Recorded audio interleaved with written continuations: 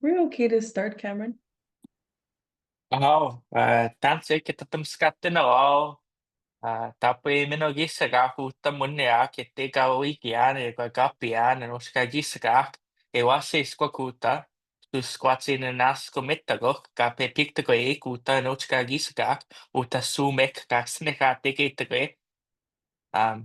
ni menene te ne pe wapa mit go ka gano kino ao um e kwa sus squats imin iminate the man e pegas gana hamagos yan gagano kino asitya anos kagi sagak egose um ni gani tepe gawita matin all camarada sa tisne kasun gimli manitoba ochinina ego gagi opigian um niso ni chapa anak kino sero sipik ego memo zibik zibing gagi opigechek kiwetanok nianan tipa matoin aski koche egwa egwa me gots muniak me gawigian egwa nigaskana hamasan uta McGill University. Hello everyone. My name is Cameron Adams. Uh, I'm from Gimli, Manitoba, located in Treaty One territory, and my great grandparents come from Norway House Cree Nation and Barons River First Nation. I'm a member of Barons River First Nation, an Ojibwe or Soto community. And my great grandmother comes from a Swampy Cree community, an Innu community. And I speak Swampy Cree, and that's what I've introduced myself and where I come from. I'm currently out of Montreal, finishing my Master's of Arts in Indigenous Language Revitalization, and I'll be your MC today. I'm looking forward to kind of being able to facilitate this and get to know you all and kind of partake in the day online with you all with the Prairies Links to Learning Forum. Um, First of all, I'd like to, open up and to have Kate Patrick Lightning, tatamis ka wick kagano kina no asitya. I'd like to have Elder Lightning be able to introduce himself um, and to share and start in a nice opening with everyone.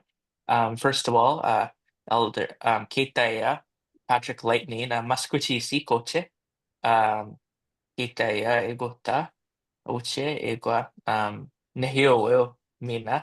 So I'd like to start and share that Elder Lightning is from Musqueam, or Ermineskin Cree Nation in Alberta, uh, and as a speaker of Plains Cree, we'd like to welcome you to start off our forum. Reguse. I'm Stan Askaman Kutakiska Wapata Mami in Anos. Mio Asinmana Wanska Anmana Wapata and Peace and Pesagiwet. Egon Askamo Anmana Kutakiska Gabatsaya Anota, Pamuteanota Skina. I'd like to thank everyone for inviting me to be able to have the honor to say the opening prayer and kind of a blessing song this morning, a morning song. For all of us out there, because we're living in a time of I don't even know if there's a word for this because so much is happening around us. With the United States, with us people having struggled to get across the border, we're being sorted out for who we are, and then with the government, we don't know who's the head of the government, and then all these things are happening, and funding is everywhere. Is that kind of in nobody knows what's happening with the funding, which government takes over, and so there's a lot of unrest across this land at all levels, not only government but also in just in even in homes, and that's and I see that's affecting everybody across this land, and even in our students at the university. I work here at the university as a faculty, the faculty of medicine and science as a resident elder. I've been here 6 years, working with our young Indigenous doctors. So the uncertainties out there across this land. But one thing that always prediction was that it was told to us that in the future we're gonna struggle and we're gonna have a hard time because government and things are gonna change for our peoples and we're gonna have to. And what's gonna keep us strong is our pipe, our spog, and kagisimo, and that'll help us navigate through the what's coming down. That was a prediction a long time ago.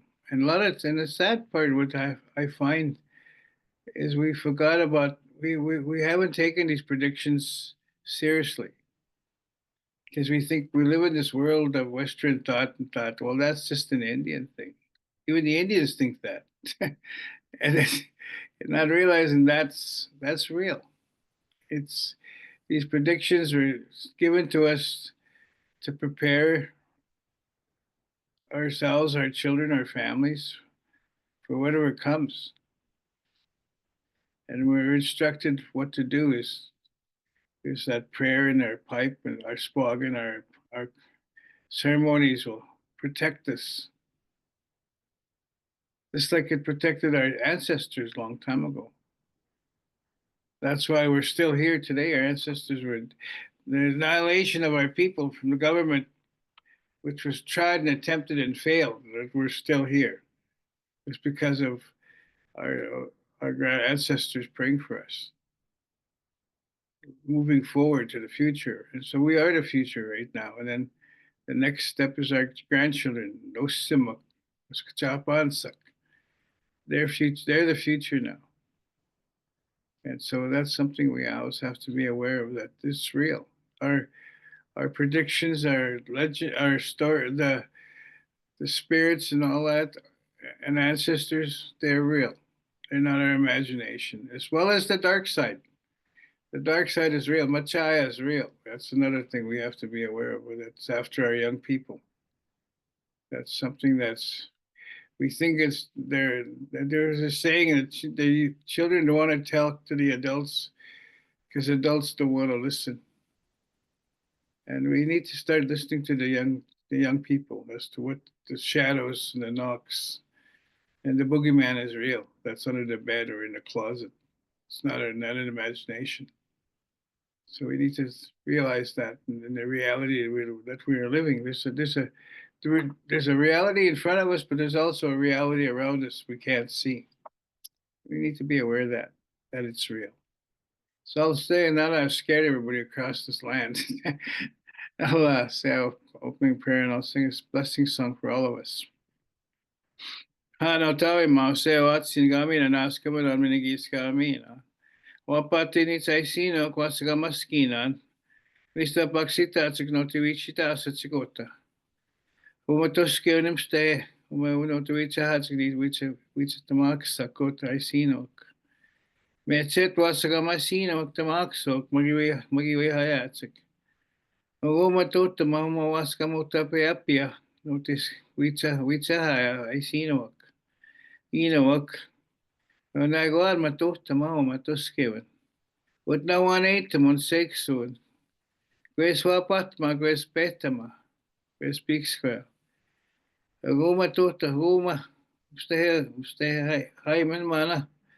Hai mia was a maskina on megawatts. I see no, stay some sexo megawatts. Tomaxo. Maga swaim tamaga merana, no tawima, say what's seeing. Wapate needs I sing with the hayatsik. Istawi, iwemios and no te wit giwet te moko go giwe uma pianos besektas giwa o te haya o kego we go up mes pite go o kego giwa mios giwet te moko te uma te pianos me gwetsim ta no taima se wasi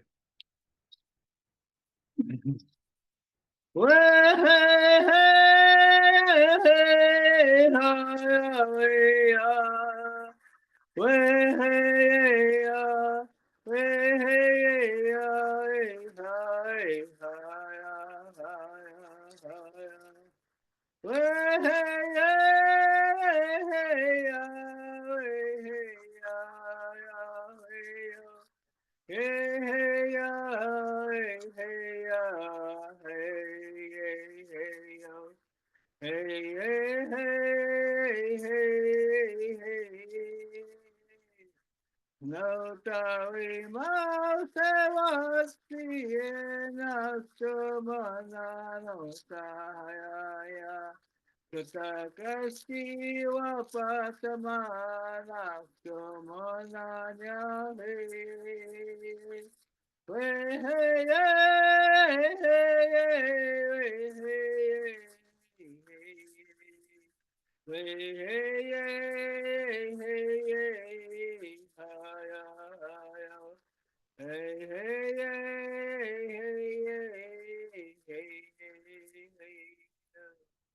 Ah, naspano tayo ma. Katakiskiwa pasta ma. Ay.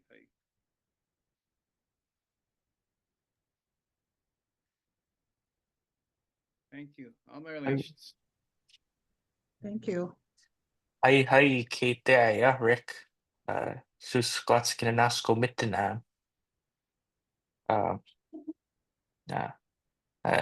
I'd like to also introduce a director um, of Candu, if I'm correct. Yes. Turli Tseta. Yes. Seta. Yeah. Yeah. I'll introduce yourself, Shirley. Shirley was born and raised in a small Dene community of Nidio, Northwest Territories, which is adjacent to the capital city of Yellowknife. She attended both federal day school and residential school in Fort Smith, Northwest Territories. She has 2 college diplomas in management studies and the social worker program. Serving as the board of director and an elected councillor of the following 2000 to present, Agaicho, a business development corporation uh, at the Native Women's Association of the Northwest Territories, at the Yellowknife Health and Social Service Authority, at the Chinta University as an advisor on advisory committee, Diavik Communities Advisory Board as the chair, with the Mine Training Society as a director, and Yellowknife's Dene First Nation as a counselor from 2000 to 2009. As an elected councillor, Shirley attended many meetings with other leaders, elders, and youth to identify barriers to a healthy community and seeking ways to tackle those barriers. In her previous employment as a community liaison officer, working with all 3 diamond mines, she was tasked to implement the socioeconomic monitoring and impact benefit agreements to mitigate impacts and provide benefits in the areas of employment, training, and business opportunities.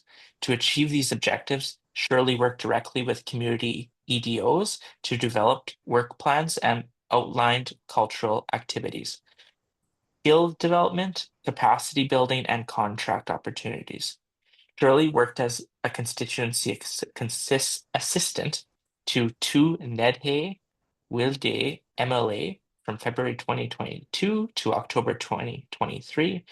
Shirley plans to use her skills and expertise and experience in leadership and community development to effectively represent the people of Northwest Territories.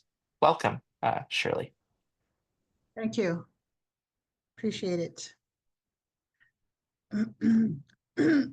Okay, so I just want to say welcome to everyone participating today. So I am stepping in on behalf of our president, Elaine Chambers, who couldn't be here today. She had other commitments. But just to start things off with our session today, this is my first, no, not my first. I attended the youth summit in Calgary last fall. So it was very interesting to see the youth come together and form groups and to develop their business plan with the information that they were provided. And a lot of them did really, really well. And so I was really inspired by the skill sets that the youth bring to the table, and how committed they are to developing their skills in the areas that they're getting into in economic development in the communities. So one of the things that I wanted to talk a little bit about in my opening remarks is the opportunities with the industry and with government in terms of economic development. Um, for myself here in the Northwest Territories, if we take a look at the economic database, uh, most of the opportunities are in the industry sector, like mining, in the introduction, there are 3 diamond mines, and there are some projects coming up in terms with lithium and rare earth. And so um, one of the other things that I wanted to mention is the in my previous job, working to implement the impact benefit agreements, there is a provision in there for economic development, and a lot of the times we take advantage of the government programs that are available. And one of the programs that's available is the ISET program, which is the Indigenous Skills and Employment Training Funds through the CERNAC, the Department of, I can't even remember what they're called, but the Indigenous Affairs Department. And in that, sorry, in that ISETS program, there's a skills and partnership fund. And basically that is training that is demand driven, and partnership between Indigenous organizations and industry employers to provide skills training for Indigenous peoples linked to economic opportunities. And we've taken advantage of that here in the Northwest Territories through this program called Mine Training Society. The Mine Training Society is made up of community members that are impacted by the mining. So there's communities that are directly impacted by the mining activities that sit at that table, and government and the industry. So the 3 diamond mines are represented at that board level. And because it's demand driven, the mining says what it is that they need from the communities. And so they're saying, okay, our mine is an underground mine, so we need underground training. And then they say that they need training for the process plant. And so they take advantage of the ISETS funding to deliver those programs for community members. So it's very important for Aboriginal organizations to take advantage of those federal funding to deliver the demand-driven skills opportunities for their community members, and because the funding is there, and I know the partnerships are there because a lot of the through reconciliation programming that the federal government is doing is trying to develop the Aboriginal communities to take advantage of the economic opportunities. And one of the ways that like in the impact benefit agreements, you for your economic development opportunities, you have to write it in so that the most of the contracts that are awarded to the communities, you have to have at least 50-50 ownership in that company. And so when bids are coming in, to the mining companies that I'm aware of, they have a numbering system where if you are 100% Aboriginal owned, you automatically get 10 points, something like that. And if you're 50-50, then you get 5 points. So it's all points driven. And so it's very important that Indigenous organizations take advantage of going after those opportunities to allow for partnerships. And the higher the ownership partnership, it's very beneficial for the Indigenous governments, organizations, and for the people, the membership. So there are um, uh, the links to learning is very important. The can-do program that's delivered across Canada, and it opens the door to learning new skills and also technical writing. I see that, and technical writing is very, very important, I think, because that gives you an opportunity to develop your work plans, your business plans, and proposal writing, and all of those things. So I see that it's being delivered in here for the links to learning, and so I think there are a lot of opportunities, and I know there are a lot of funding that Aboriginal organizations can take advantage of. So, and this can do links to learning is a very good way of opening up the doors to learning skill sets and partnerships through networking and working with each other across the board. And these sessions through this virtual learning, you can talk to somebody right across from, like I could be, I'm talking to all of you guys right now. And so it's a very effective way and economic way to go without having to do all of that expense of face-to-face meetings sometimes. So I'm really glad to be here and to see that Aboriginal youth are, taking advantage of a lot of these learning opportunities and to meet with each other and network. So with that, I just want to say thank you very much and welcome to the Prairies Links to Learning and this opportunity to speak to you this morning.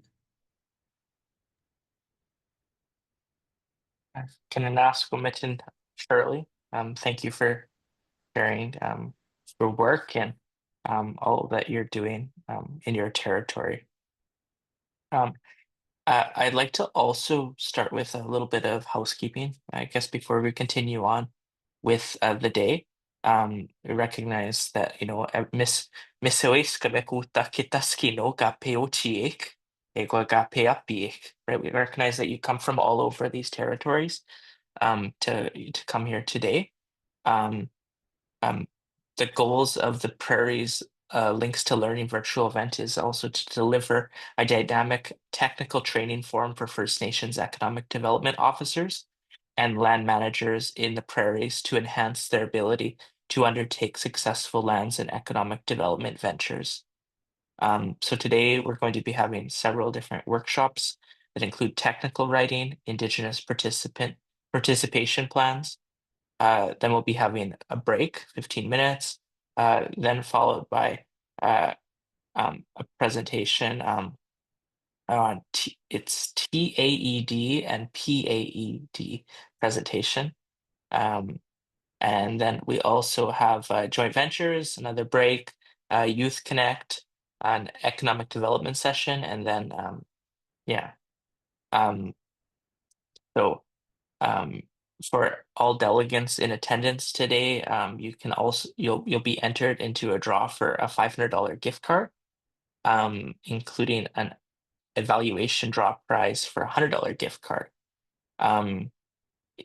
We encourage all participants, if possible, to turn on your cameras. It'd be really nice to see you all if possible. If any questions you have, just raise your hand or just put your question or reach out to somebody in the chat box. We'll have question and answers during the forum today. If you have any questions or any immediate needs, you can reach out to Tara Brown. She'll be happy on behalf of Cando to help you with anything you might need. And for washrooms or any other needs, we'll be taking breaks. And you're welcome as participants to also take breaks anytime you need, since we're online.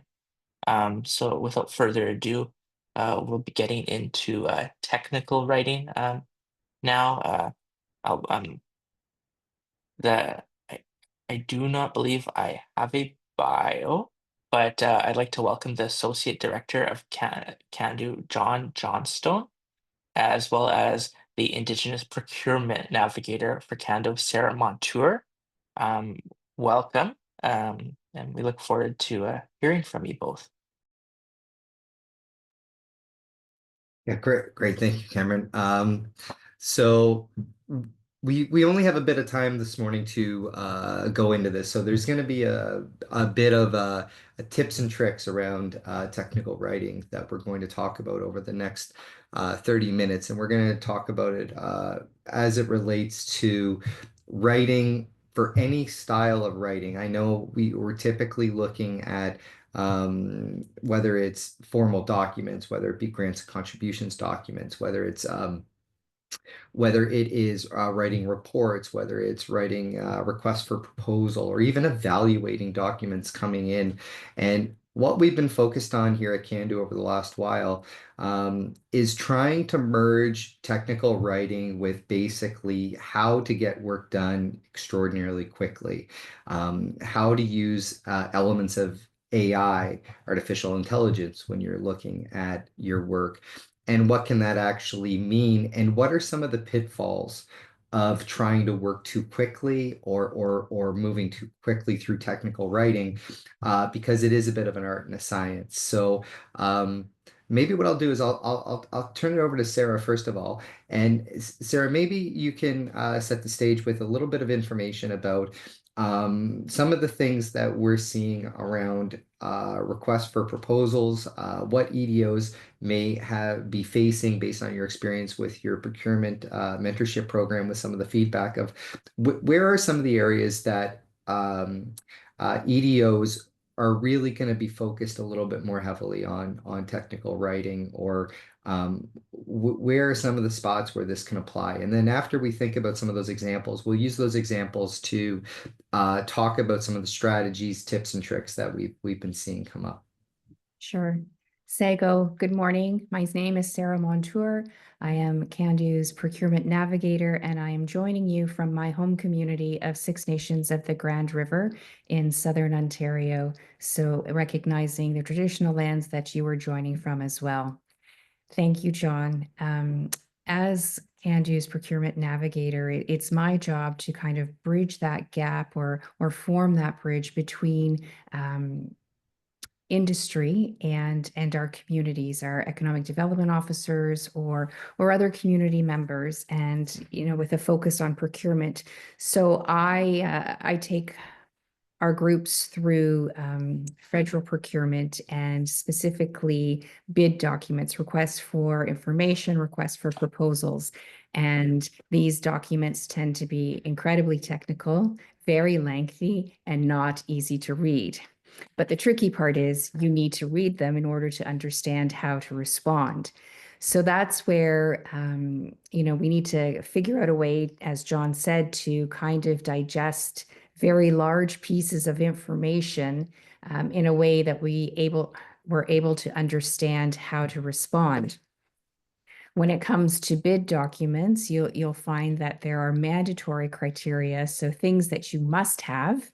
And that means that they're not optional, you must have them. So there'll be headings. And, when we look to AI, I think that when it comes to bids, it could be very helpful to put those through, whether it's Chat GPT or GPT or whatever it is that you use, to help you first digest that information, because that will show you, you can use search words for mandatory. And so that will first bring you to, okay, what must I have? Not nice to have, not maybe I will have, but what must I have? And that can kind of help you structure how it is that you're writing that response. So I think there is a lot of potential for AI to help us digest those very large documents and make them easier for us to understand and then therefore respond to. So from a procurement lens, that's really what we're looking at. How do you take all of this information and understand it to be able to respond to it? So I think that's a good start, John. Great. Yeah, thank you. So based on exactly what Sarah just said, I'm going to share my screen. And what I'm going to do is I'm going to walk through a couple of examples given what Sarah just talked about. So, and the best thing about what we're going to talk about here today is that this information is really valuable for all of us in our day-to-day work.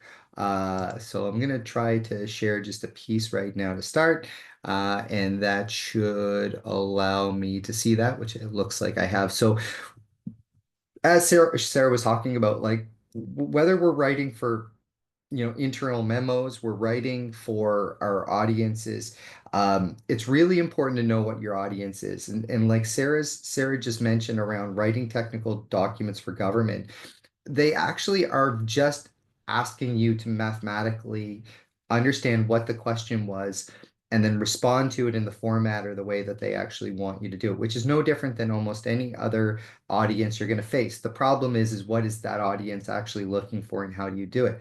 If you're writing something for an internal memo or an internal document within your team that is going up to your executive director or a lead within your organization, what does that look like? If you're presenting information to the board of directors or a series of executives, what does that look like? If you're writing for a school project, if you're in university, what does that look like? And really, the big thing with technical writing is that it's clear, concise, accurate, and organized.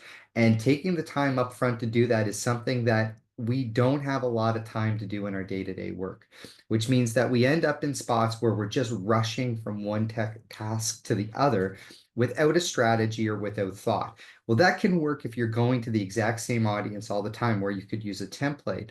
But in other scenarios, it's very, very important, as Sarah's talking about with a government audience, is to actually review the website or look at the information. So what I'm going to do is I'm just going to switch between toggle between a couple of screens here.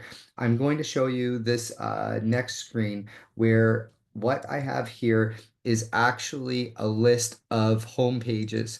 This is actually one of the Government of Canada's homepage, assuming I am actually sharing the correct screen. You can let me know if you're seeing Canada Buys website or if you're seeing the technical writing page. I can't. We see the Canada Buys. Perfect. Right. Wonderful. Then I've passed my first test. So knowing your audience, right? So I mean, even within the organization, like we've got multiple people on the line today from Candu, is actually understanding how the organization wants to write.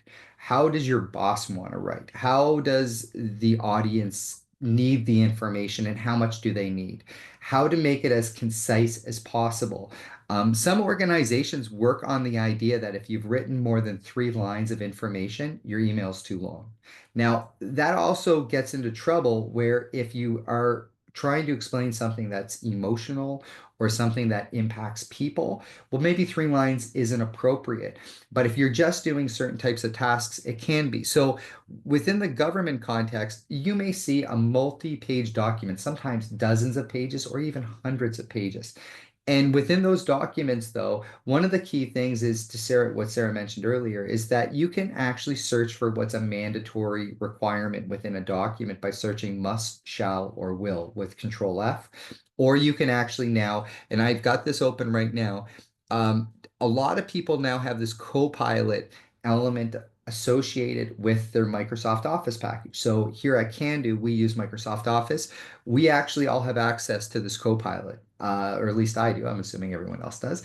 And what you can do is you can actually put information into a Copilot or actually a chat GPT, and you can get different results. So depending upon what you're looking for, you can get different elements out of your AI. But AI has limitations, which is that it can help you organize the framework or the form.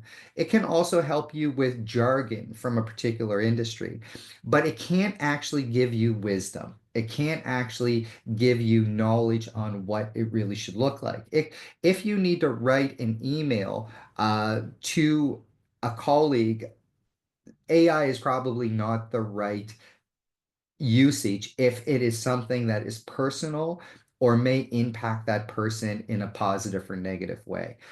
AI is very good for transactional information when you're looking through things. And so when we're looking at various types of technical writing, one of the things that we really need to look at is what is the audience looking for and how to give them what they're looking for as quickly as possible. So I'm going to toggle back to this other screen here for a second, and we'll talk a bit about more that the technical element of writing. So I am going to share, and let's see if I can just do this quickly. And I'm going to come back here. There we go. So one of the things that no matter what we're doing for an audience is that there is some type of statement of work. There is some type of information that is required because that's why you're there. You're at work. You're trying to do something, whether it's school, whether it's volunteer work, whether it's your job. Chances are there's a purpose that you're writing for. And going back and understanding that purpose or even reconfirming that purpose is very much the first step in technical writing. So even with myself, if I'm doing something new or for the first time, I'm going to talk with my colleagues. I'm going to double check with my boss. What is the actual thing that is required? And then I want to break it down into boxes to make sure that I actually can provide the information in the correct way. Now, whether or not you're doing something for a request for proposal where you're actually putting a bid submission in, a lot of communities and a lot of EDOs are focused on grant writing. They're often like Shirley in her opening was talking about the ISET program, the Indigenous Skills Education and Training programs. Well, they're the types of programming that really where you could be looking for skills to help employ more people. Is it moving people through a variety of education? Maybe it's related to a particular project that's upcoming, like Shirley was talking about the diamond mines and how to triangulate that. Well, once you kind of know what your audience is, then you can actually start writing for that type of information. But it's about how you're going to organize it and understand the audience first. That is really, really going to be one of those important things that you need to understand before you start using some type of AI tool. Because the AI tool can bring you in a variety of different directions. And what we've seen with the AI tools as well is that often your first pass, or if you're asking AI a question, it will give you a response that's just pulling information from across the internet. And that's really what it's doing. So over here, when you look at AI and where it's mostly used, there's a lot of different ideas on what AI may look like and how to use it in various areas. But these are the areas where it's mostly looking at.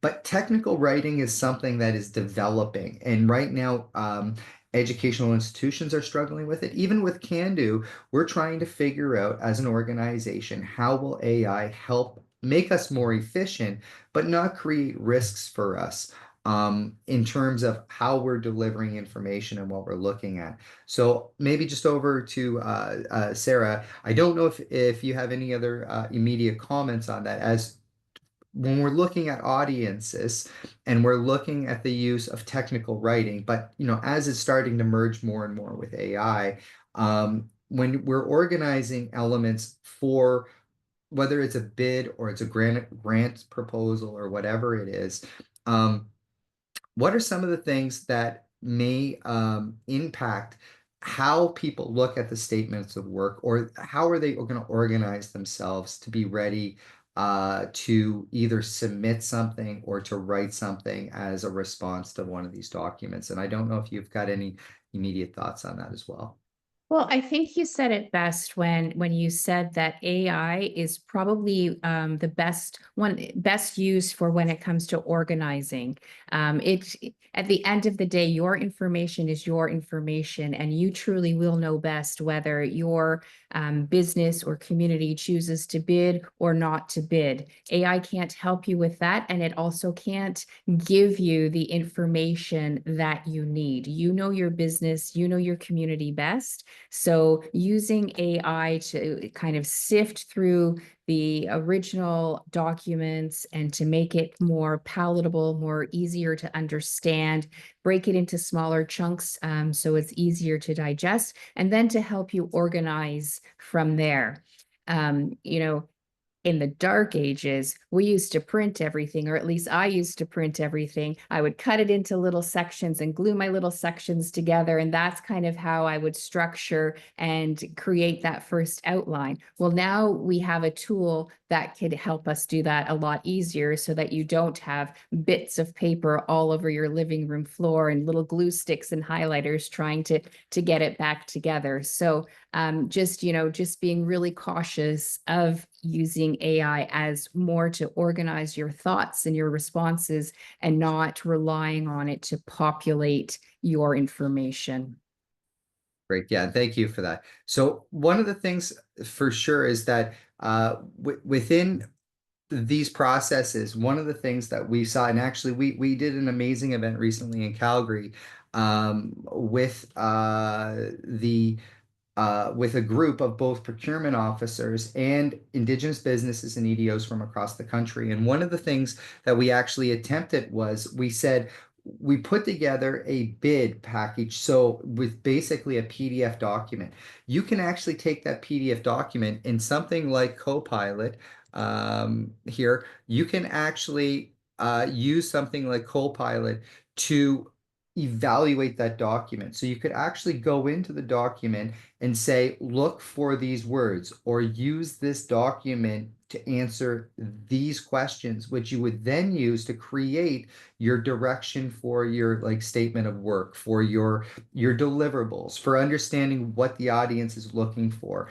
Because what we've certainly found is when you're looking at things like government documents, federal government documents, provincial government documents, First Nations administration documents.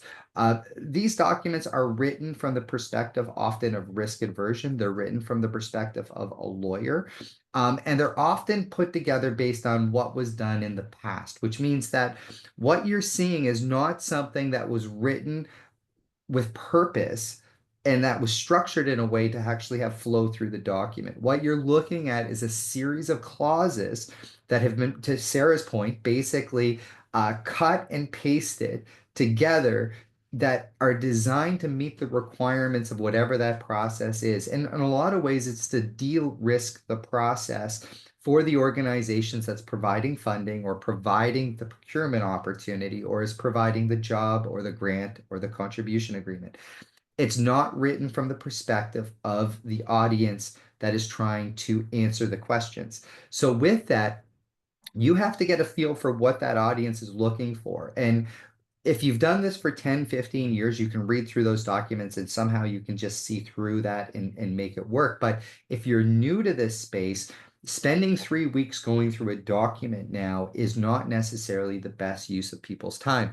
You can take that document from like a homepage for Canada Buys here, or here's another one that's called Mercs, mercs.ca. This is another tendering website that is used by a lot of other government organizations for procurement, but you can also find grants and contributions websites as well. You can go in and you can pull the documents out and specifically asking questions against those documents, such as what are the mandatory criteria? What is the actual statement of work? And these documents are, we were talking about this in Calgary recently, that the irony of the federal government procurement documents is that you actually read them back to front, is that all of the key information is usually in Schedule A. And that's also true for other organized documents in government, is that the front-end loaded areas of the document are kind of the rules. They're the process-driven pieces. You're reading a lot of the jargon and the requirements that form contractual arrangements at the other end. But just like in university, they say read through the whole document before you start answering it. If you go to the back of these documents, it's usually at the end where they put the most important information. And some of the things we often talk about are, you know, kind of the W5 is like, when is this thing due? What are they actually asking for? Why would I actually want to do this? Is there a benefit to me in doing this? Like, what is the likely delivery point? Where are these things need to be done? And if you start answering those basic questions on anything, whether it's responding to a request from your boss, whether it is responding to one of these pieces, there's methods that you can use to more effectively write that will make the writing process not a barrier on the way through. I know for myself, I struggle with procrastination. I struggle with kind of uh, getting off task and having to do five different things at the same time. And what I try to focus my efforts on now is that within a 30-minute period of time, a 25-minute period of time, how can I get through something without being distracted so I can hopefully get that thing cleaned off my desk? Because it appears these days that we're all drowning in whether it's email or task writing, whatever it is. And some of these systems, like here, there's a good one here called Grammarly. Hopefully you can see that on the screen. But this is just an example. There's another one called Antidote. There's a number of technical writing softwares that you can, with the approval of your organization, you can actually add these to your arsenal by having these AI machines go over your writing and just double check it. It's still your writing, it's still your form, it's still your setup, but it can find things in your writing that maybe for myself, I have dyslexia. So what I need is I need things to go through my documents to actually help me find very simple elements that I would miss every time, no matter what. And it's funny now that my team members are now seeing how I write, and they can actually find the things because they know how to anticipate it, where it's at. But this AI machine can also be part of your team in how you do some of that technical writing. So in this day and age, there are so many things that are available now. The question is how do you find the right tools with the least amount of effort that actually give you the highest return on investment for writing? Because writing, no matter what happens, no matter what AI tools are out there, no matter what changes happen in our workplaces, writing and communicating are so important. One of the things that I really like seeing right now is a transition towards oral stories. I mean, you look at TikTok, you look at some of these other elements out there. Well, people can in 30 seconds in a video explain something that may have taken them 30 minutes or 3 hours to write. There are elements out there around us today that are changing how work is getting done. But within the structures of a lot of these funding opportunities, these RFPs, these grants and contributions, it is still really focused on your ability to be able to write effectively. And they are things that we are seeing across the EDO community, across the business community, and across organizations like Can are fundamentally critical skills that we need in order to be able to get out of the insurmountable amount of writing or email that we face on a day-to-day basis. And I know this was just a really quick intro to these pieces, but we wanted to provide just a couple of examples of products that are out there and some of the skills that you need to kind of consider, which is really knowing your audience, knowing what the purpose of your writing is. So what is the statement of work? Why are you doing it? What's your strategy for writing it? And then what are some of the tools that can help you format? And then how do you edit and review things? But if every time you're writing an email, you actually take a moment and say, why am I doing this? What do I want what to get out of this? What does my audience want to get out of this? And then take a deep breath and start writing, that little moment will totally adjust how you're going to spend that next 15, 20, 30 minutes and ensuring that however you write, that you actually are able to communicate your messaging and get the thing back that you had hoped would occur, because no one wants to go through these processes, especially government, grants, contributions, RFP processes, and not have any idea whether or not they're going to be successful at the end. So, Sarah, over to you if there's some other elements you'd like to add. I know we're just slightly over. I know that Danielle mentioned that we had a little bit of extra time to kind of talk for a sec, but just maybe over to you. Any other thoughts, observations on this? No, I think you covered everything. And, I like how you touched on oral stories, because whenever we write, it's a chance for us to shine. And, the tools that we talked about could just kind of polish those things, whatever we're writing a little bit more. Great, thank you. Over to you, Cameron. Yeah, I'd like to say Kinanas we thank you. I think it's really great, especially as I start to write my thesis and get into different chapters, right? Like writing and refining your writing to make sure that your message is clear and concise, but also using tools that can help you, better what you're trying to convey. I think that these tools are really helpful in the work we do in different capacities. So I would like to say really thank you. And I understand I'll be introducing you again, right? To share a little bit on um, indigenous participation plans. So I'd like to introduce, yourself, Sarah, as well as John, again, to share this next session before we take our break in a half an hour. So Great. Thank first you of for that. all, does anybody have any questions? I'm sorry on my end. Yeah. And I'm watching the chat as well. So if you have Yeah. questions, feel free to either raise your hand or put it in the chat, and we'll take care of them as they come. Perfect. Thank you. And maybe really quickly on that too, I know that a lot of our audience will probably be watching this as a recorded video. This is kind of our longer version of a TikTok for these types of pieces, 30 minutes rather than 3 minutes. And that, also for people that are watching this online, please feel free to always follow up with myself or Sarah at Candu. You can get our information either from this recording or from Candu's website. You can always find us if you're watching this down the road and wondering about how to get more information. The other thing that I'd like to add in as well is that these little nuggets of information that we're doing here in kind of 30-minute increments, our plan is to actually do longer individual links to learning on each of these topics. So we've been very focused in the last 18 months of developing more and more content that we feel are the pieces of information that EDOs, Indigenous businesses, community leaders need on a day-to-day basis. And we're trying to create these modules in a way that you can very quickly get information and get back to work and be able to be more and more successful at whatever the work is that you're doing. So there's going to be more of this coming into 2025, where we're going to be looking at a number of these pieces in wider, broader strokes that will be maybe an hour and a half long, but we'll go in-depthly into some of these topics. Before we jump in, I do see that Jerry has her hand up. Yes, yes. I actually have a question Of course. regarding the federal procurement and the technical writing piece. How is that different from the Alberta Purchasing Connection site?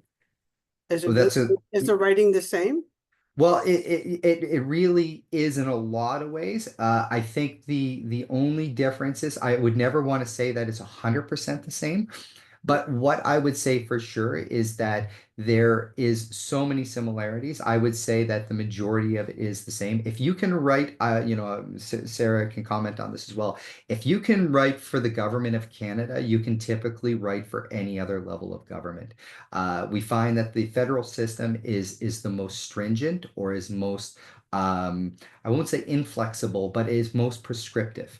And so if you can actually go through and write for a federal RFP, a federal grant, or a contribution agreement, then usually writing for provinces, municipality, other First Nations governments, seems to be a bit easier. But each organization has its own jargon and nuances. So one of the things I always recommend is that if you are going to write for, let's say, a provincial government like a province of Alberta, and you're writing for a very specific ministry, I would go to that ministry's website before I really start writing, and I would scan some of their pages.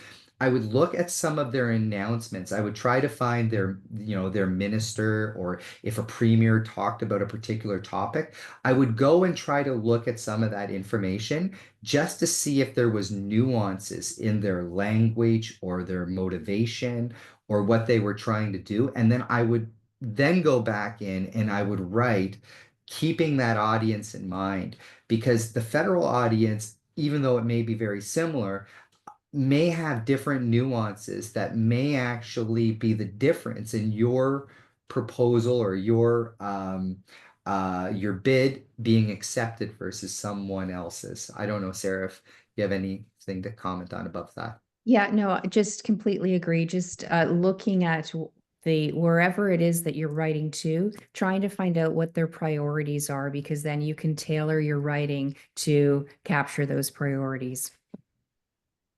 Yeah. Yeah. And so, good example of that, using the example of Alberta versus Canada, like in the last couple of years, how you may look at, resource management, or, what we're referring to in 2025 as climate resiliency. You may write very differently writing for the province of Alberta versus the federal government over the last 4 years. Moving forward, that may be very different as well. So that's another nuance is to look at, is that if there's a change in government or a change in government priorities, how you write could be impacted by that. You still want to hold true to your company or your community's requirements, but within doing so, you can also structure how you write for those audiences on the way through. So that's a really great question, and thank you for that. So the next thing we were going to talk to, and it's a great segue from the last piece, is Indigenous participation plans. So I'm going to hopefully do this correctly and share, and hopefully everyone can see my screen. We're good. Great. So Indigenous participation plans are something that the government of Canada specifically uses. And to Jerry's point earlier, this is a good segue, because these plans are often attached to major complex projects, but in fact, they may represent something else in a provincial procurement or complex project. Or if you're working with a utility such as BC Hydro or Hydro-Quebec, they would be different forms of these plans. But the whole intention of these plans is to try to provide benefits for Indigenous peoples, for Indigenous communities, for Indigenous businesses. And they can be done in a variety of ways. But within this piece, what we're really looking at is we're trying to figure out if within a government action or a contract complex project, there's an opportunity for Indigenous participation. So we're going to talk just a little bit about some of the tools and resources that are available, but one of the things I know, again, we are going to be looking at doing a broader version of this links to learning that may actually be a full, hour and a half. We've already test driven this at a couple of events, and we've gotten some pretty good results on giving more and more information. But what I would say as an EDO, again, knowing the audience. So as an economic development officer, you may be sitting at your desk and the phone rings, or you get an email and it's a large construction company. And they're saying, hey, we just heard that the government is going to be doing a major project and your community is named, or your community is geographically located in the exact area where that project's going to happen. And we would like to partner with you and have your community requirements communicated through our bid submission. And as an economic development officer, you may not have a clue what that means. You may not have ever had that type of phone call before. It may be something that you now need to stop and take a look at. And so what happens with these scenarios is sometimes those phone calls can come and they can either be very surprising. They could also be situations where you just don't know what to do and you're not sure how to answer or how to take next steps. So what we're trying to do here is talk about next steps after you may get that phone call in community. So what we'd like to talk about first of all, well, there is basically this toolbox. Is what we're doing at Can Do again is we're creating tools and resources that you'll be able to access through the virtual EDO, which is our new uh, uh, portal for various tools and resources is for economic development officers, community leaders, and businesses that want to have more information on these types of products or these types of situations and how to deal with it. So an Go Indigenous ahead. participation plan, it ends up being a document, and the document outlines commitments that are being made. So it really is an opportunity. It's a document full of opportunity. It's a document, you have the opportunity to really figure out what your community can do, but then you also have that opportunity to maximize the benefits that are listed in the Indigenous participation plan. Great, thank you, sir. Yeah, absolutely. Yeah. So how does this often fit into everything? Well, there's a lot of elements that you need to first consider, and one of the main ones is really the community readiness and opportunity pursuit. To Sarah's point, this is a document of opportunity, but it's how you then use it or what you do with it that really sets the stage for community participation all through a project. Because once these things get solidified or a contract is awarded, it gets harder and harder the farther into the project to adjust these plans. So if you're able to maximize your positioning right away, then that is kind of one of the best ways to do it in terms of how it goes. So I'm going to go forward here. This is something that Sarah was just talking about, is that sometimes they have also different names. They could be an Indigenous benefit plan. They could be an Indigenous component plan. One of the things the federal government has done in the last couple of years is they're saying that for any federal project, they are being assessed to try to include Indigenous participation, and they're trying to hit a target of having up to 5% of federal procurement going to Indigenous businesses and communities.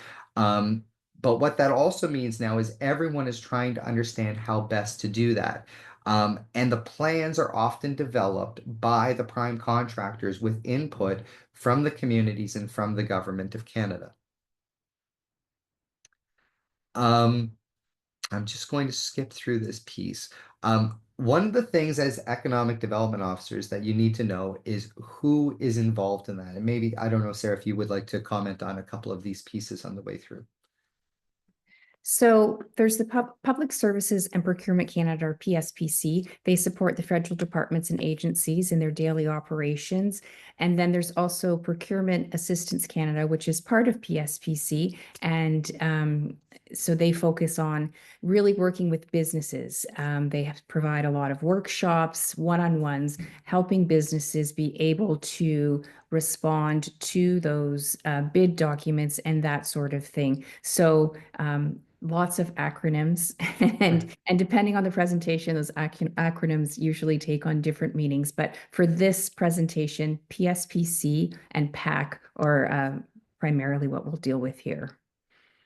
Great. Yeah, thank you for that. And often what we're seeing is the opportunities are occurring around construction. They're happening in a bunch of other areas as well, but there is a lot of opportunity for communities often to look at construction. But what that also means then is that there's a necessity to understand, is that the right fit for your community? Is it, and you know, Shirley talked about this during the opening, that there's a lot of different opportunities, but are they the right opportunities? Do they fit with the community's economic development vision? Do they fit with the requirements of youth in the community? are the community youth actually interested in this, or would they prefer potentially STEM jobs, engineering jobs? Would they prefer to be working in IT industry, or there's so many different things that are on the horizon now that we don't have to look at things the way we've looked at it for the last 30 years. There is so many other things coming up, but it's important to know where those opportunities may be coming in, or where it may end up sitting. So I just wanted to mention that one of the key factors we're seeing right now is that there has to be, I'm just going through here to a couple of slides, so don't mind me. There we go. This is where I want to get to. You need to be able to assess what is happening in your community and how you want to participate. Maybe Sarah, would you like to talk about some of the how a community could prepare once they know that one of these opportunities, that they could be better prepared to be able to respond to that, document of opportunity? Yeah.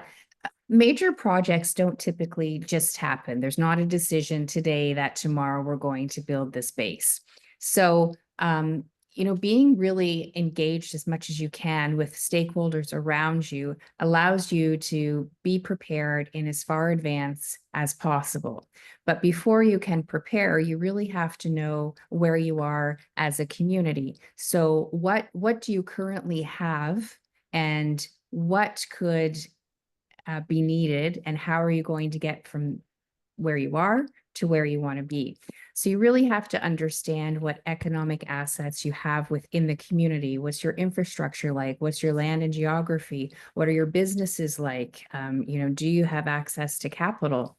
You also then look at your social assets. So population, your on reserve versus off reserve. What's your age structure?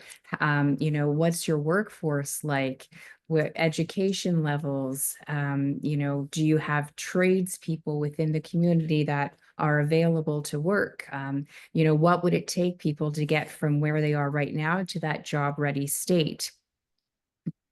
Yeah, so it's kind of all right here. And that's the kind of the first step, is really doing that community assessment to determine where you are. And that can help you determine what you need to take you to where you want to be.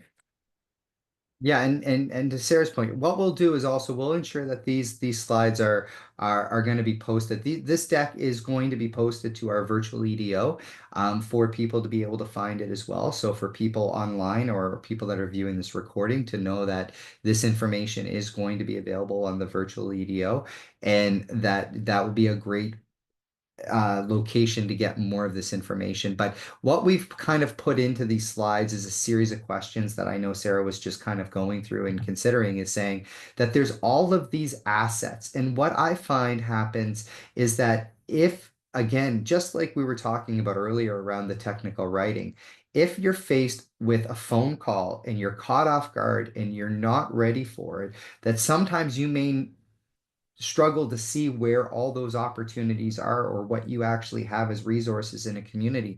A good example of this is that we were working directly with one community, and the community said, well, we don't really have that many businesses. We only have a dozen businesses. And they felt like they should have had more, or that there was a different expectation.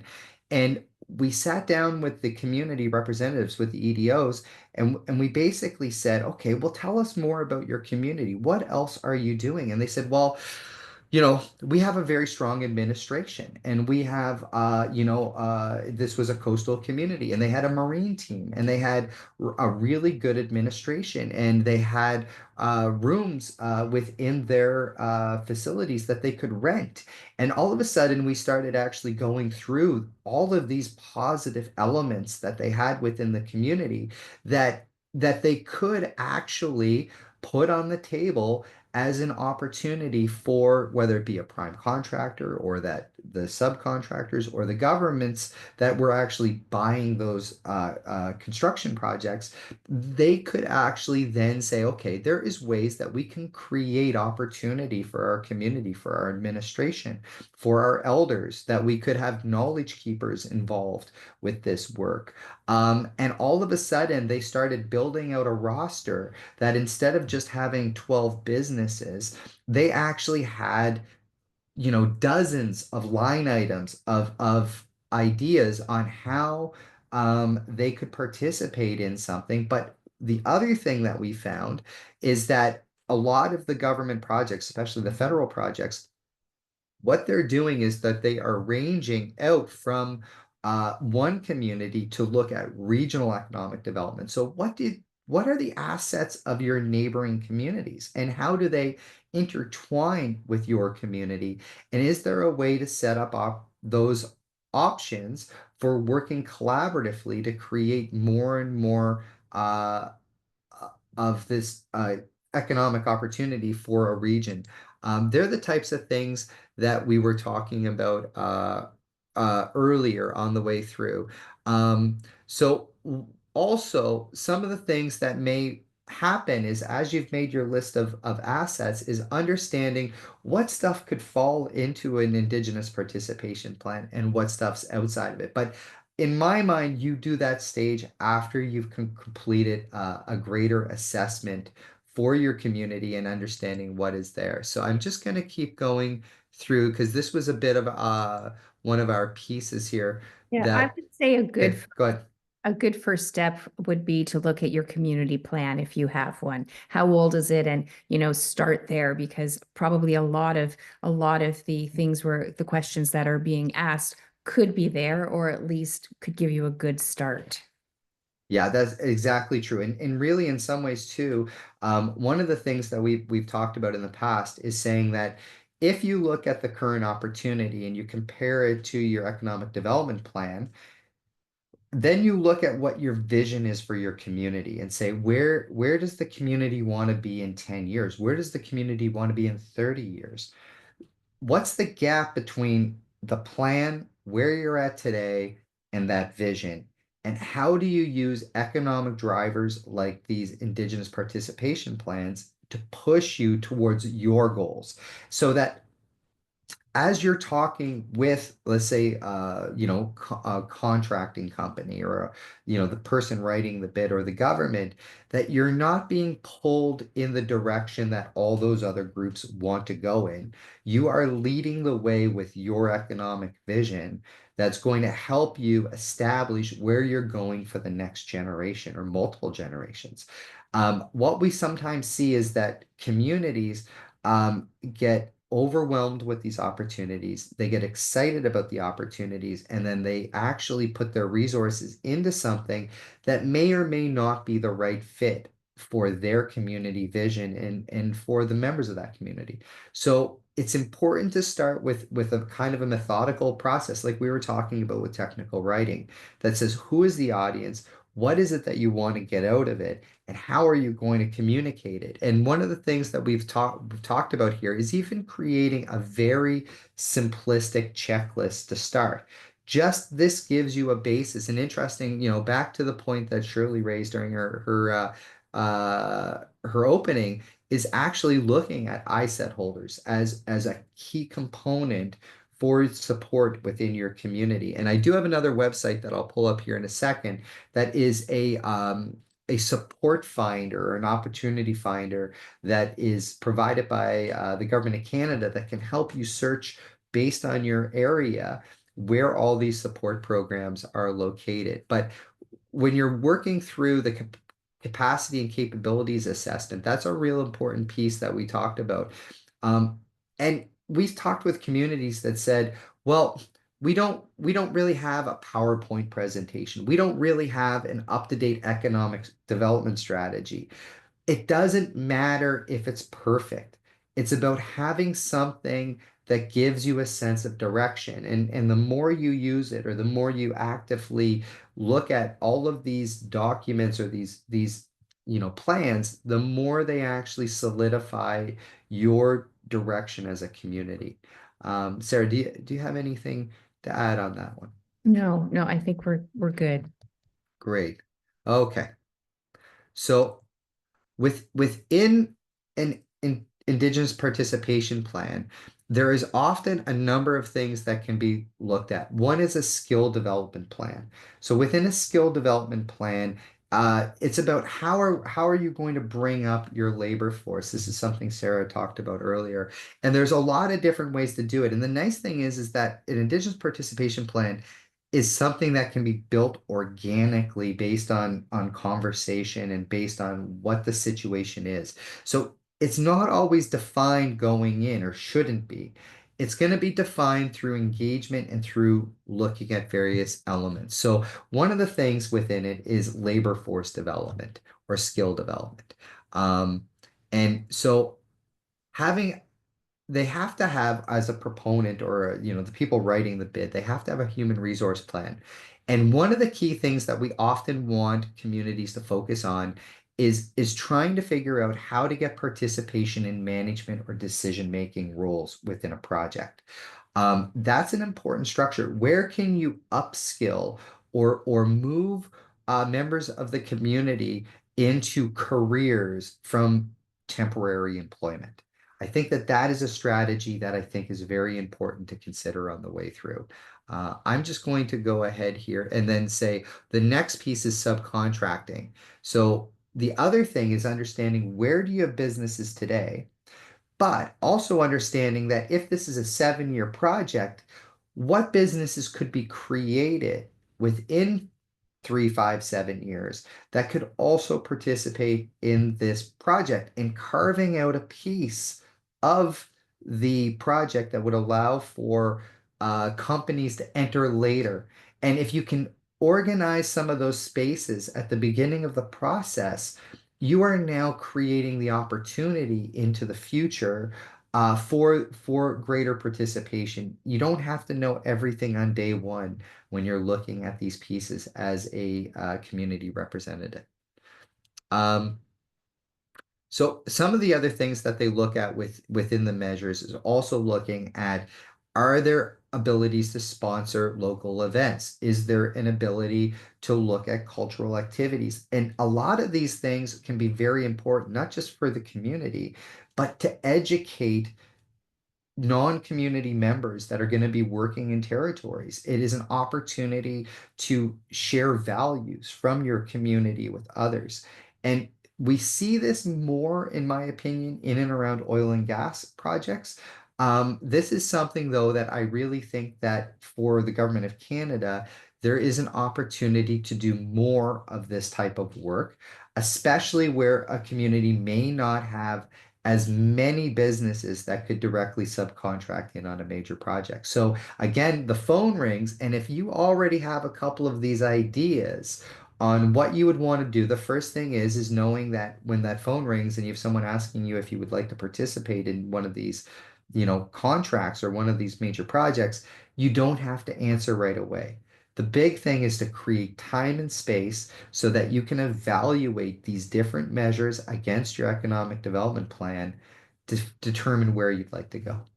I just Sarah, stay go on ahead. that slide for a second, and Yes. just this bolded part where it says, it's not up to the company or whoever owns the IPP to come up with the innovative or other measures, or to tell you how they can make your community better. This is your chance to tell them what it is that your community needs. So, maybe sponsoring sports teams, building an arena, things like that. But you know best what it is that your community needs. Yes, thank you for that. And I fully agree. And often community representatives, because they're often caught off guard by these opportunities, because maybe the government of Canada came 5 years ago and said, hey, we're thinking about doing something like this. And then all of a sudden today, someone pops up, but two people have been in the EDO position since then, or like, you need to be able to be okay with the fact that this is your plan. And it needs to create the right benefits for your community, and to take the time and make sure you've strategized that is very, very important to Sarah's point. I think that is a great point to make.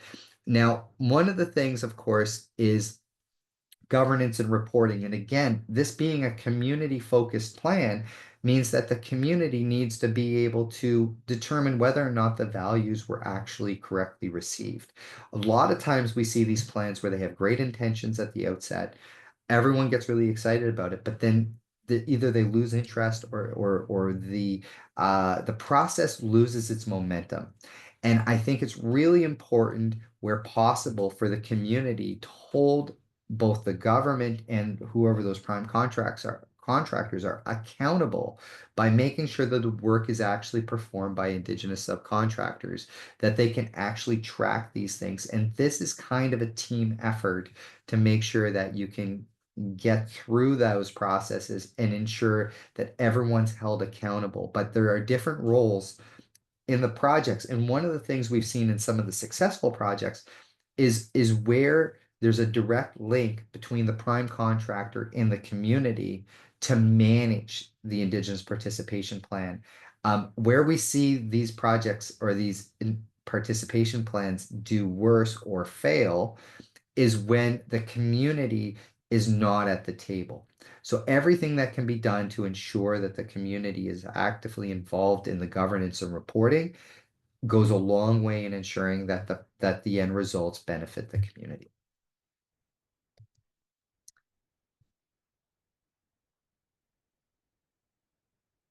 And again, I think this is kind of talking about it as saying that the economic development officers can really set the expectations on how this would work, and how that you can actually move through these processes. Again, going back to that last piece we did around technical writing, is that by actually having even some of these documents or the narratives put together ahead of time, then if the EDO moves on to another position, the new person coming in has legacy products that they can use to understand where this was going and why it was important and why it's going to continue to be important.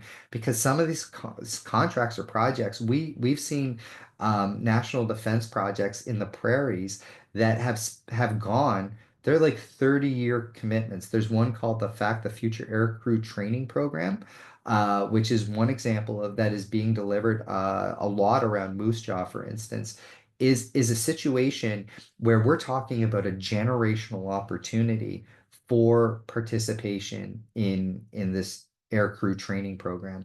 It's a really good example that where there are benefits today, there are going to be multiple benefits even over the next decade or 2 decades on the way through. I'm not going to get too much into the evaluation because today we really wanted to focus on getting ready. I think that to me is a really important piece of how, as an EDO or a community representative, how do you prepare yourself? And even as a business, if you're here as a business owner, is how do you ensure that the community knows you exist? Are you on the correct list? Are you registered as an Indigenous supplier? This is something that CANDO and other organizations can help community-based businesses and EDOs understand more about, is that if you're not on the list, it's difficult to then be reported as part of that benefit and then be included in the evaluation process. So I'm going to stop there and see if there was any questions about this so far. And then we'll kind of continue on and kind of get towards the wrap up.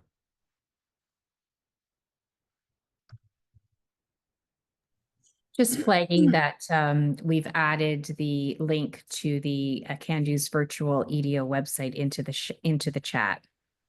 Great, thank you very much for that. I just had not really a question, but maybe a comment. In our First Nations here in Yellowknife, we have an annual career fair. And the career fair is attended by all of the 3 diamond mines, the GWT, Government of Northwest Territories, and some small businesses around the Yellowknife area that actually set up booths. And what's really interesting is that the mining company has this one page for all of the skill sets that you need to become a like an environmental technician or mine engineer, mine manager, like all of these skill sets. And so, and plus they have some hands-on, like these guys, they do, what do you call that?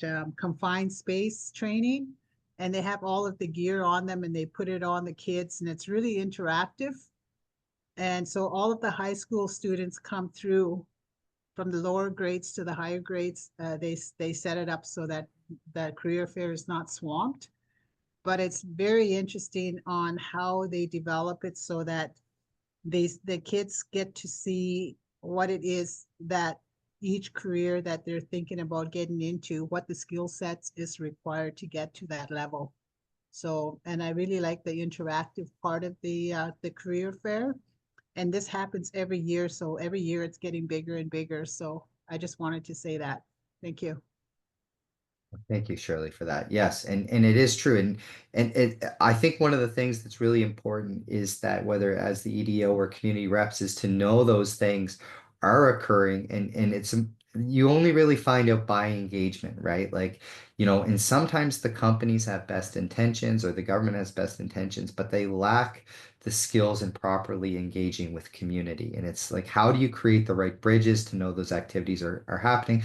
Sarah mentioned on one of our earlier slides, we were talking about, some of the things that businesses can do to be more intertwined with the community requirements, and that by supporting events or appreciating the community's culture, it can actually bridge some of that communication that leads then to the community coming out and seeing training events or displays or demos like Shirley's talking about that can go a long way. I've just added in to the chat as well two things. One is a grant and funding from the Government of Canada Finder, and one is the Getting Business Support and Financing from the Government of Canada. These are two websites, and what I'll do is I'm just going to do, I'm going to show them on my screen for a second here, just for folks that are seeing this as a recording. So I'm just going to hopefully do this correctly.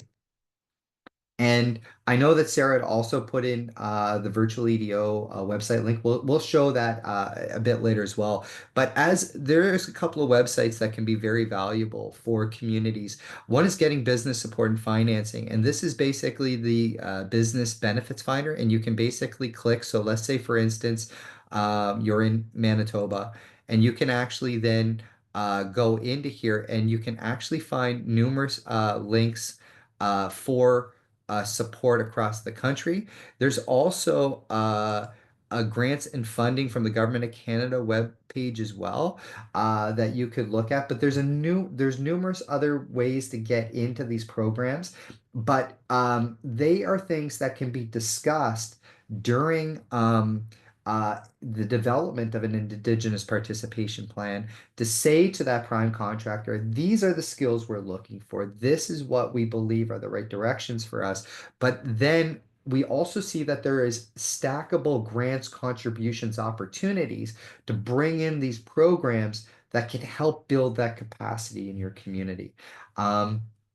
So that is something that I just wanted to share really quickly and make sure that we commented on the way through.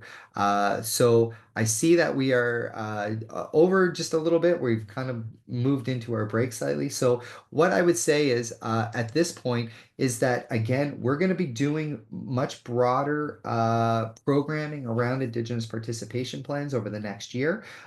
You can get this information on the Virtual EDO website, and we'll have more to come that we'll also be talking about later today as well. So thank you very much. Cameron, over to you. Thank you so much for your presentation and discussing this all. I think, yeah, right now if there's anyone with any questions, feel free to ask questions, but we are going to take just a shorter break, 10 minutes, so that everyone is able to kind of recharge, get some coffee, or yeah, we'll see you all in 10 minutes. Thank you. Thank you.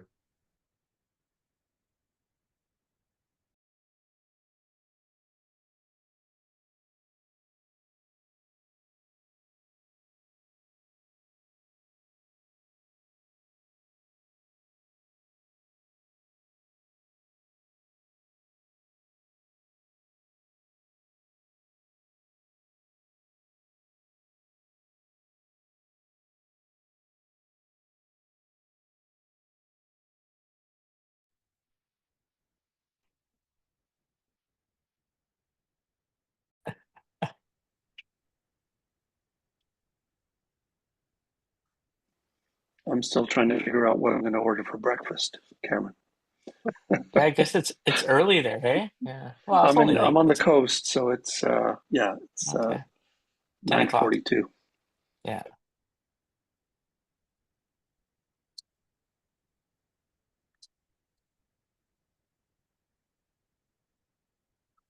So our speakers are ready. So whenever you're ready, Cameron, and then we can press record again. Yeah. I'm just looking here at this is the TAED presentation, correct? Yeah, so we call it TAID. Hey, okay, perfect.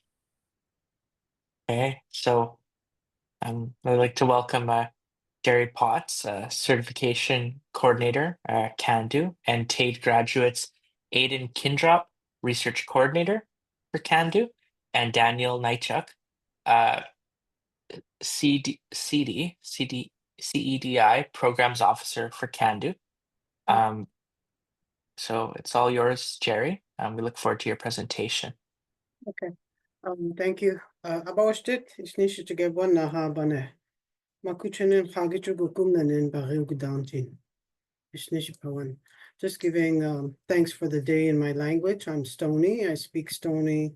Understand a little bit of Cree, but not enough to have a conversation. And acknowledging the land where we're at today. It's beautiful out here, even though it's cold. I'm gonna go through the slide quickly because I want to give more time to Aiden and Daniel to talk about their experience. So this is the land acknowledgement. Years ago, we used to come here to Muskegosik to pick medicine. So it's called Land of the Medicine. This is where we used to get our sweetgrass, and some of our fungus used to grow here in the birch trees along the lake where the old golf course used to be. Okay, next slide. So this is about CANDO, and I'm pretty sure Danielle probably already gave you an introduction. This is our new location. Next slide. And then talking about the competencies, what are the competencies?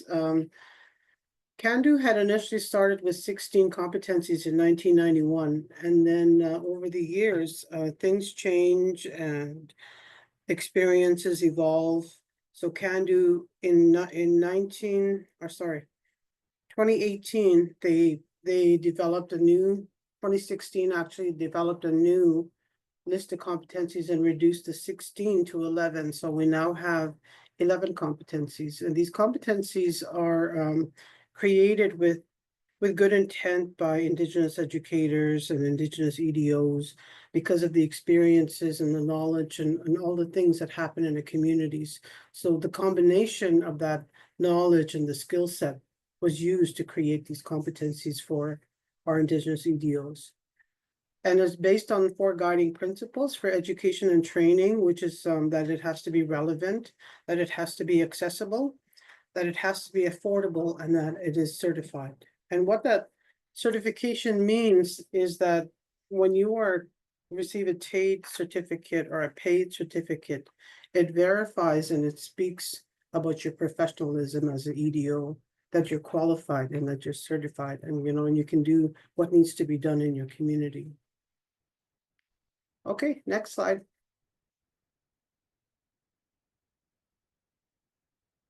So these are the 11 competencies, and they're based on 2-year diploma programs, 4-year degree programs, and some MBA.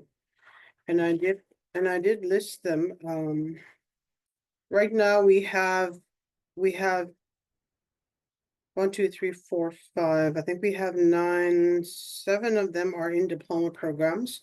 And then we have business degree programs. We also have master's degree programs where people attend the accredited program and they become certified, dual certified. So you get your academic credential through our accredited institutes. And then you also obtain your TAID certification through that. Do you want to go to the next slide? Okay, so these are our accredited post-secondary partners. And then you can see the various programs that the CANDI competencies are accredited into. And right now, NVIT is actually working on an Indigenous Economic Development degree program. NVIT is the Nicola Valley Institute of Technology. They have the Aboriginal Community Economic Development diploma program right now, which is called the ACED program. So people who achieve that diploma program will have standing credits into that degree program that they're developing. So that's just something that's happening kind of ongoing. And then you'll see that diploma programs are usually 2 years of study. And then the bachelor programs are 4 years of study. And then the master's programs are usually 2 or more years after you've achieved your bachelor. So if you've achieved any of these diplomas, then you can apply to get, to keep going into higher learning and to get your master's.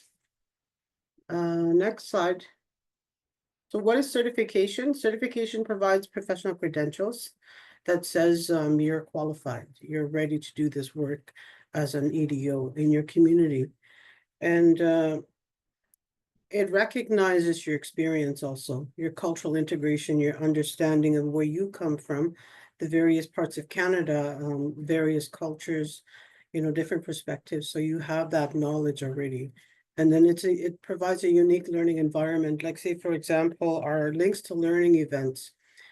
People who come to our links to learning events not only get the academic knowledge that's provided by our Indigenous instructors, but they also get to network with the EDOs in attendance, and you have a different perspective, a different approach to maybe something you're dealing with in your community. So exposure to that kind of learning environment is essential, I think, for EDOs. And then career advancement, there's always opportunity, maybe not just in your community, but elsewhere where you can get a potentially higher salary for people to pay you for your knowledge and for the experience that you bring to the workplace and that you provide, valuable input. And that's an asset to have. Next. So CANDU has 2 levels of certification currently, and the TAID level is the entry-level certification where candidates apply. You must have a minimum of 5 years experience in economic development before applying. And then you go through an application process where you submit your application, your resume, and your transcripts. And then we do a transcript PLAR to see which one of the competencies you meet. And if you're missing something, we'll let you know. And then CANDU has developed a TAID narrative questionnaire for those who don't have the 5 years minimum experience, but might have 2 or 3. Then we ask you to complete this narrative questionnaire to go through and answer the questions. And then when we're done your application process, we send it to our certification subcommittee who does the final review and the final approval. So there's 2 ways to achieve your TAID. One is through Post-Secondary Institute, through those accredited institutes that we just reviewed. And then the other is through our PLAR process. Next. The paid level is the level 2 certification, and that's usually after 5 years of having and maintaining your TAID certification. And these certifications that CANDU provides to EDOs actually do expire. So the TAID will expire in 4 years. And the paid level certification expires every 5 years.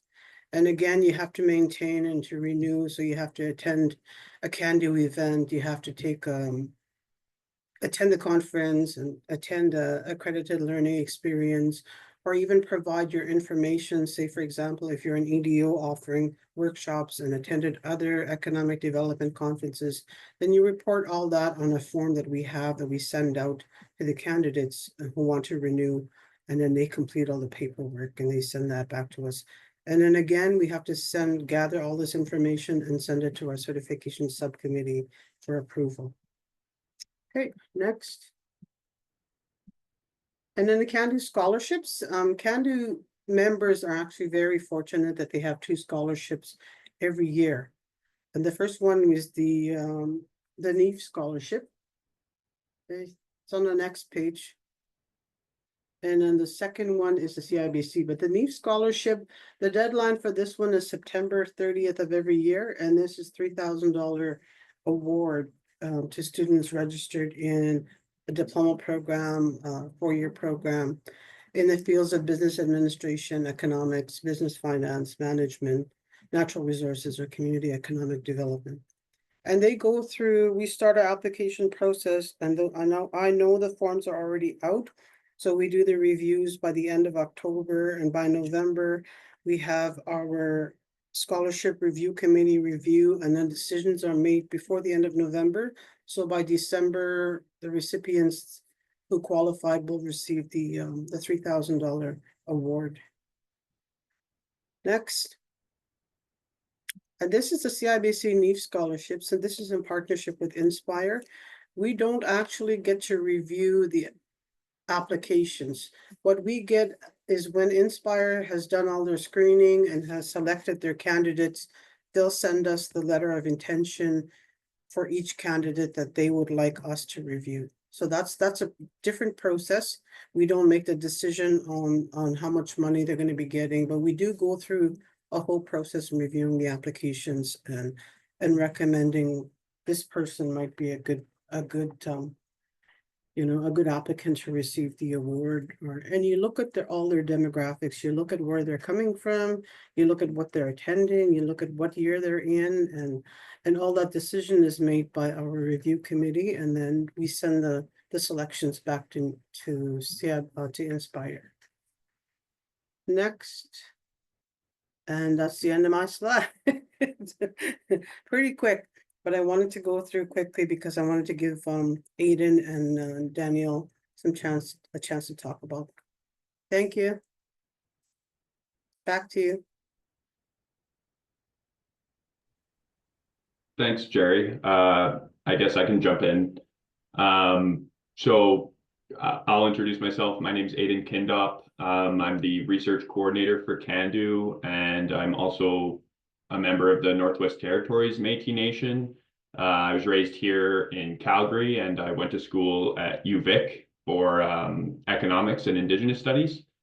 And so my experience with CANDO began after I graduated from my program, and I moved back to Alberta. And so at university, UVic has a great Indigenous community there. So I had made a kind of network of people involved in both Indigenous studies and economics. And during my time at UVic, and I think even throughout the last 10 years and even 5 years, economic development and Indigenous communities, or even really economics and Indigenous communities, hasn't been like a huge focus in academia. And towards the end of my degree, that started to change. And so in my last semester, I was able to take a course on the economics of Indigenous nations. And it was really a great timing because as I was finishing up university, I was wondering what I was going to do. And I took this course and I realized that there was really a space for what I was interested in. So when I moved back to Alberta, I was looking for jobs and looking for really the same sort of network that I had at UVic, which is where I found CANDO and found namely their youth summit, the Economic Development Youth Summit, which was I applied to and luckily was able to attend here in Calgary. And through that, I was able to meet many of the folks at CANDO, and then many of the folks that I would find myself working on a team with at the conference, and then working with throughout the next year on the planning committee afterwards really became my entrance into indigenous economic development. So really the TADE, once I found out about it and attended these Can-Do conferences, I was really able to see that my education that I had in economics and indigenous studies was actually able to be certified in some sense. And so my thoughts and me explaining to folks why I was in these two degrees, that many folks throughout my time in university were saying like, those are very disconnected, like those aren't connected at all. And in my mind, I was like, well, they are actually really connected. And so once I was graduated and found Can-Do, and specifically these TADE level certifications and stuff like that, I was able to really apply my interests and my knowledge to something that I could, put on my resume and really advance my career and give me access to a lot more resources, and namely, again, the network that Can-Do provides. So I think that's would be my main point, would be the network and the folks that you'll see again and again if you're hanging around Can-Do, is really, I think, the most beneficial part of the certification process. So I'll toss it over to you, Daniel. Yeah, thanks for that, Aiden. A little bit about myself as well. I'll introduce myself. I'm the SETI Program Officer and Indigenous Community Capacity Assessment Coordinator at Can-Do. You'll learn a little bit more about SETI later on in the day, but I was born and raised in Treaty 1 territory, and I'm a citizen of the Manitoba Métis Federation. A little bit similar to Aiden, as I was bridging out of my undergraduate degree, which was a focus in business. Economic development had become kind of a topic of interest, and it was something that had been spoken of in classes and something that drew me of interest. So I actually was certified through my one of the accredited institutions, the University of Winnipeg, through my master's program, which I took after my undergrad degree. One of the things that drew me in once I had applied was the career counselor, actually similar to Aiden, had contacted me and told me about the youth summit. So that's where I attended and learned more about the TADE certification. So both the master's program and the certification kind of had the multidisciplinary approach, which kind of bridged my undergrad degree with my master's degree and was really helpful. But yeah, a lot of the course development has been really helpful, and exactly what Aiden was saying as well. The network is something you see a lot of familiar faces throughout attending all the conferences and events as well, and something that it's definitely something that's been helpful for myself. And yeah, that's what I'd like to say about that. Passing on back to Aiden. Yeah, Jerry, is there anything you wanted to add? Yeah, I do actually. We had a discussion with Ray a little while ago, and we're looking at mapping how the youth, when they come to the youth summit, there should a continuance from the youth summit to the TATE certification. So looking at how we can work together with our special projects team and see how we can map that out to make sure that the youth who are attending the youth summit are getting the most for their future. So guiding them towards TATE certification. And I think it's beneficial because the youth are the future. And we really have to keep working towards including them and involving them in this whole education, the learner pathways. And I also forgot to mention when I was looking at the TATE level 2 certification is that we recently had a meeting with NALMA. NALMA is the National Organization for Lands Management. And NALMA is currently developing a training program, 45-hour contact training program for Can-Do. And this is to get the EDOs in training to understand the lands management process to develop the land for economic development. So this training, we're doing a pilot run of this training for paid certificate holders as part of their professional development, and that's going to be offered in September 2025. So the training will be called Gathering First Nations Lands Ready for Economic Development. And it'll be 3 days in person and then The remaining will be online, and then there'll be a final exam that you need to pass to get the credits for that. And that's with NALMA. So that'll be an ongoing thing. They'll offer it in September, and then it'll be part of the NALMA schedule. So if you're ever thinking about taking it in the future, it'll be offered after this pilot run in September. So in spring of 2026, they'll have it available to those who want to attend to get credit for that. And I think that's it for me. Anybody have questions?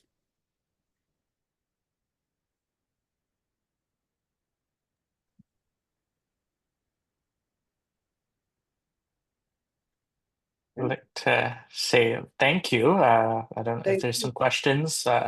We'll probably hear in the chat or someone will raise their hand. But Susquat's Ginanasko Mitanan, Daniel, Aiden, Ego Geraldine. Thank you so much. It was beautiful to hear Stony Nakota. I've heard it a couple of times, and your language is beautiful. So Susquat's Ginanasko Mitin for sharing your language as well. So yeah, without further ado, we're going to be discussing joint ventures with Sarah Montour and John Johnstone again. Welcome back, you two. And yeah, looking forward to hearing more about joint ventures. So Had a bit of a break from us, and yet we're back. hey, it's great. It's great. Exactly. Yeah. Yeah, so thank you for that. So when we talk a bit about joint ventures, and I'll be sharing some slides again, we're really talking about fundamentally relationships. And again, we've been talking throughout the day already about engagement and preparing and being ready to participate, and all these kind of ideas apply whether or not you're writing communication, whether or not you're looking at these bidding processes, but also when you're looking at things like joint ventures. So I'm just going to get ready to share my slides there. And Sarah, I don't know if you have some thoughts to introduce the topic as well. Yeah, with everything that we've spoke about today, it's really important to remember that you need to do what's best for your community. So when we talk about joint ventures, which really is relationships and partnerships, you have to go into it knowing what you want as a community and making sure that the joint venture reflects that. And that's the same with IPPs as well. Just remember that it should be a partnership, and it should be reflective of what you want it to be. Now, you can be an active partner, you can choose not to be an active partner, but it just should be reflective of the needs of your community. I fully agree with that. And I mean, there is a lot of preconceived notions coming from private industry and from government when working with Indigenous communities. And it is really important for the community and for the leadership of the community, the EDOs, the business leaders, to set the tone on what they expect from these types of opportunities, relationships, partnerships, whatever it is. And if the community is not ready to set that tone, sometimes in these relationships, the community can get carried into something with best intentions, but these are legal agreements. And just like any legal agreement in a relationship, that the outcomes can be very different from what the excitement is going in if you don't have a plan. And so what we really want to do is talk about where joint ventures could be very advantageous, as it relates to things like the Indigenous participation plans we were talking about earlier. So, one of the examples of this would be a situation where there is an opportunity through an Indigenous participation plan for a complex project. The community is engaged, but the community only has limited resources. So let's say, for instance, in the area of construction, they have a small construction company that has a number of pieces of equipment and a certain amount of a labor force. But is it enough to meet the requirements under one of these larger complex contracts? Is there something missing from that mix of requirements that maybe through a partnership, the community could then be more actively involved? Maybe they could take a larger share of the project. Maybe it's a relationship between two or three communities that are going to work together, that are going to create a critical mass that is going to put them in the driver's seat for a particular opportunity. Well, that sounds really good at the outset, but what does that look like when it starts to develop? And one of the ways to do that is to formalize an agreement called a joint venture, where basically you have at least two groups coming together that are going to create a relationship that hopefully creates benefits for both sides of that party. And to Sarah's point, I think one of the key elements here is that what is in the best interest of the community. And earlier we were talking about how to do a community assessment, how to make sure that you have a proper economic development strategy or plan, how to make sure that you've engaged with the community to understand what the vision is for community members moving forward, whether it's youth or elders, chief and council, the administration, your businesses. Having a good understanding of all of these partners, stakeholders, requirements helps build out your position when you start organizing yourself to look at opportunities or create legal joint ventures, that you're ready and that you're going to be in the driver's seat when you move forward. So what is a joint venture? Well, really, it depends. I think that's a question. I think that's the answer to almost every question these days. So it's a strategic alliance that's formed between two or more entities to collaborate on specific projects or business activities. The elements that it's strategic, which is what we're just talking about, that's creating those benefits. There's two or more partners, it's a combination of strengths. That there's often specific named activities, shared risk and reward, market opportunity, or growth. But we've often seen the good and the bad and the ugly when it comes to joint ventures. We've talked to extraordinarily successful Indigenous businesses that have entered joint ventures with the best intentions, only to basically get steamrolled by their partner because they didn't fully grasp all of the elements of the joint venture, and the partner wasn't truly in it for the best intentions and wasn't truly there to work with their partner to build complementary wealth and opportunity. Those are things that you have to understand. We also have talked with companies that have signed joint ventures that have allowed them to basically rise up in supply chains to now be prime contractors on certain level of projects. So there's different sides to this conversation, but to Sarah's point, it's really about what is in the best interests of the community, of the community-based businesses when you start looking at how best to position yourself in these opportunities. So again, back to what we talked about earlier today is the community economic development plans, right? What are the strategic goals? What are the impact benefit agreements are one of those things. So let's differentiate something for a second here, is that when we're talking about Indigenous participation plans, we're talking about something that's related to a upcoming project or an upcoming government request for proposal. Impact benefit agreements are different. They are agreements that are signed between a community and a proponent or the government as a contractual obligation that's usually very early in the consultation stages. We often see these associated with resource projects. That's something where we see those, but they are something that are different from an Indigenous participation plan that happens much farther downstream. And then we have comprehensive land claim agreements that are also in play when we're looking at various types of joint ventures, or why a joint venture would be advantageous for both a community, but also for that non-community based company that you're looking to partner with. So again, we were just talking about the Indigenous participation plans, and there's another term that's here that's called industrial technology benefits. And we haven't really gotten into this. We're going to save this for a future links to learning. But what this means is that at the federal government, the government of Canada level, when there are major projects, we're talking like $100 million projects or a lot of defense type projects.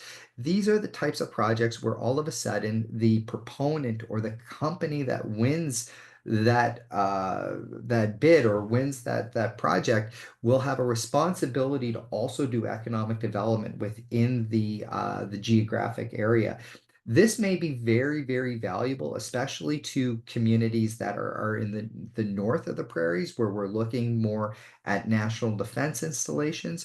You'll see some of these things around the national defense bases. Again, earlier in one of the conversations, we were talking about one of the future aircrew training programs that's being delivered around Moose Jaw. Well, the government of Canada is purchasing new fighter jets. That's part of that process. And that is certainly over $100 million, which means that there is going to be these types of industrial technology benefit requirements around these projects. And as an economic development officer or a community leader, it's something that it's good for you to at least know that these things exist and that these can create benefits for your community that also can lead to opportunities for joint ventures where maybe there's an opportunity to do research, to do a venture with an academic institution to bring in multiple partners with multiple companies that then can create this partnership that creates benefits for the community.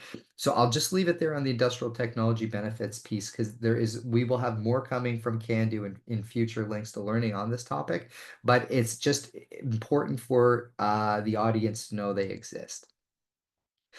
The other thing that I think is really important that we really haven't talked too much about is where is the backbone of the requirements for the government of Canada? Well, there's the procurement strategy for Indigenous business. So maybe I'll hand it over to Sarah. Sarah does quite a bit of work with this around the procurement mentorship cohorts that she's working with as well. So here it says that for a joint venture to be considered majority Indigenous owned, they must have at least 51% ownership in control.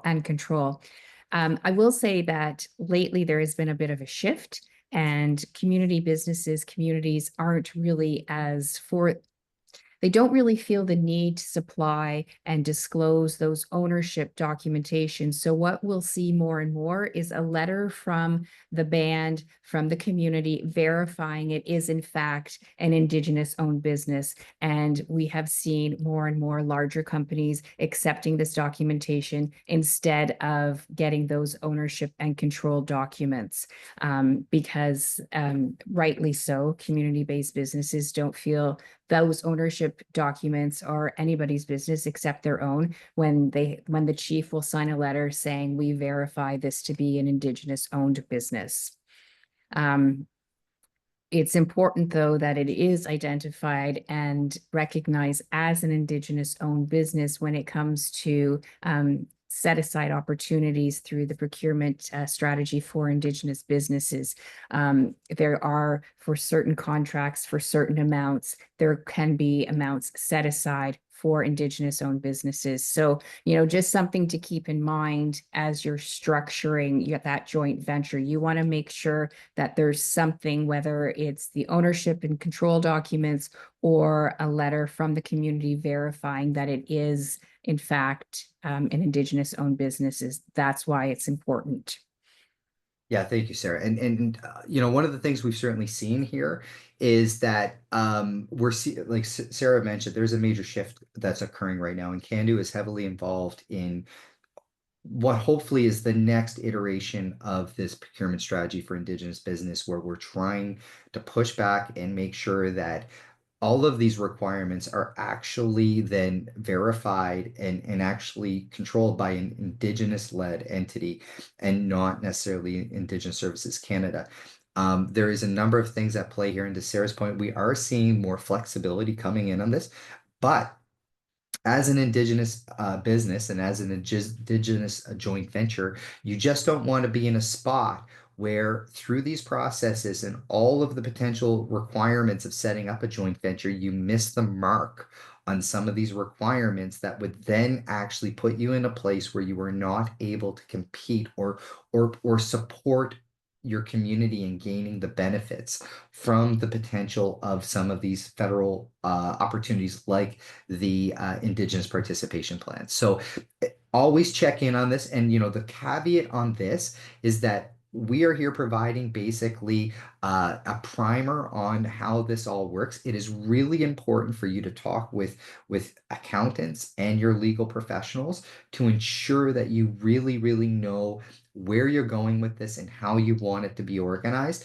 and making sure that it is appropriate for your community based on your setup, legal requirements, and accounting requirements. So we're always saying that what we're providing you here is a bit of a direction and some of the higher level information, but this will never replace getting that advice from your legal and accounting professionals on And the it's way not through. going to replace your spidey sense either. If you're approached by a company, a business, a person, and something just doesn't seem right, that's your first red flag that you really need to do your due diligence. I fully agree with that as well. Yes, that's 100% right. Like any relationship. Um, we're just going to skip through this. We don't really need to know the mechanisms of the government of Canada at this point, but where I'd like to get to is some of the next pieces that we'll get through right here. So again, talking about spidey senses, what is it that you're going to really require a joint venture for? Why are you going to be involved in it? Is it something that you need immediate capacity for something? Is it the opportunity to remove barriers to entry or barriers that you're dealing with? Or sometimes a joint venture can be very valuable because the other entity is bringing a superpower, talking spidey senses, to the relationship that maybe you don't have right now, which could be the fact that maybe they have, certification processes, maybe they have operational governance, maybe they have a safety protocol system that you would love to take advantage of, but would take a very large amount of effort for you to put in place. But together you could provide the labor force, and you could provide the opportunity and the indigenous lens on the company, while they could provide governance and safety. There are lots of opportunities, but back to what Sarah said is that if it doesn't feel right, and if the individuals are not actively accounting for the requirements of your community and your business, then right away you need to look at those flags and not walk past those red flags on the way through. So I fully agree with that. So what are the types of joint ventures? And really, one of the things goes back to capacity and why do you need it? So when you look at the companies that are in your area, like let's say, for instance, your community has a construction company, but it's a smaller construction company. Well, who's already doing business in your community? Who do you already know from that ecosystem or that business system that has come to the community, that has an interest in the community, that has a relationship with the community? Well, they are the companies that you want to start having conversations with first, because they are already legitimately in your space, and maybe they already have a vested interest in supporting your community, even if they are not a community-based business or an indigenous business that's attached to the community. Um, the other thing is to test drive the relationship. Going back to what Sarah said about, well, how do you get your spidey senses working? Well, what could it take for you to look at a non-binding agreement, a partnership approach? Is there an opportunity for the two companies to work together on a smaller project just to make sure that the values of the companies are aligned, that the workforce is aligned, that people from the two companies actually get along based on how the work happens, and that the companies are collaborative and complementary, but they're not fighting in the exact same space. Like that is not really what you're looking for in any relationship. Um, and then after that, it's about looking at, well, what would it look like to formalize that agreement? That's kind of the next steps in the process. So there's really two types of joint ventures that are often pursued. One is contractual and one is corporate. When you look at contractual, that is often a little more flexible. There is more ability to maneuver, to be agile in the agreement, but there's also more risk because it's more based on trust, really, at the end of the day. It has flexibility, it's based on trust. Well, incorporated joint ventures are just, they're more rigid in how they work, but there's obvious assignment of roles and responsibilities and risk that can make a lot of things easier if you're in a spot where either that trust doesn't exist or it's a complex environment. Again, these are the types of conversations you want to have with your professionals that are providing support, whether it's in legal or accounting roles with your community. So again, yes, contractual joint ventures, their flexibility and control, they're governed entirely by the contract. It allows for flexibility and control over the scope and nature of the relationships of the parties, which is essential for ensuring the community's cultural, political, and economic interests are adequately represented and protected, which I think is wonderful. But within that, you need to have more conversation. There needs to be more dialogue. There needs to be an understanding of what those cultural, political, and economic interests are. And as a community, back to what Sarah talked about earlier, is that it's very important for you to be able to articulate that. So, I mean, what we've done today is we talked about technical writing and how you're going to communicate. We talked about the larger Indigenous participation plans on where the opportunities and benefits may come from. This piece around joint ventures is really, how are you organizing to do the work?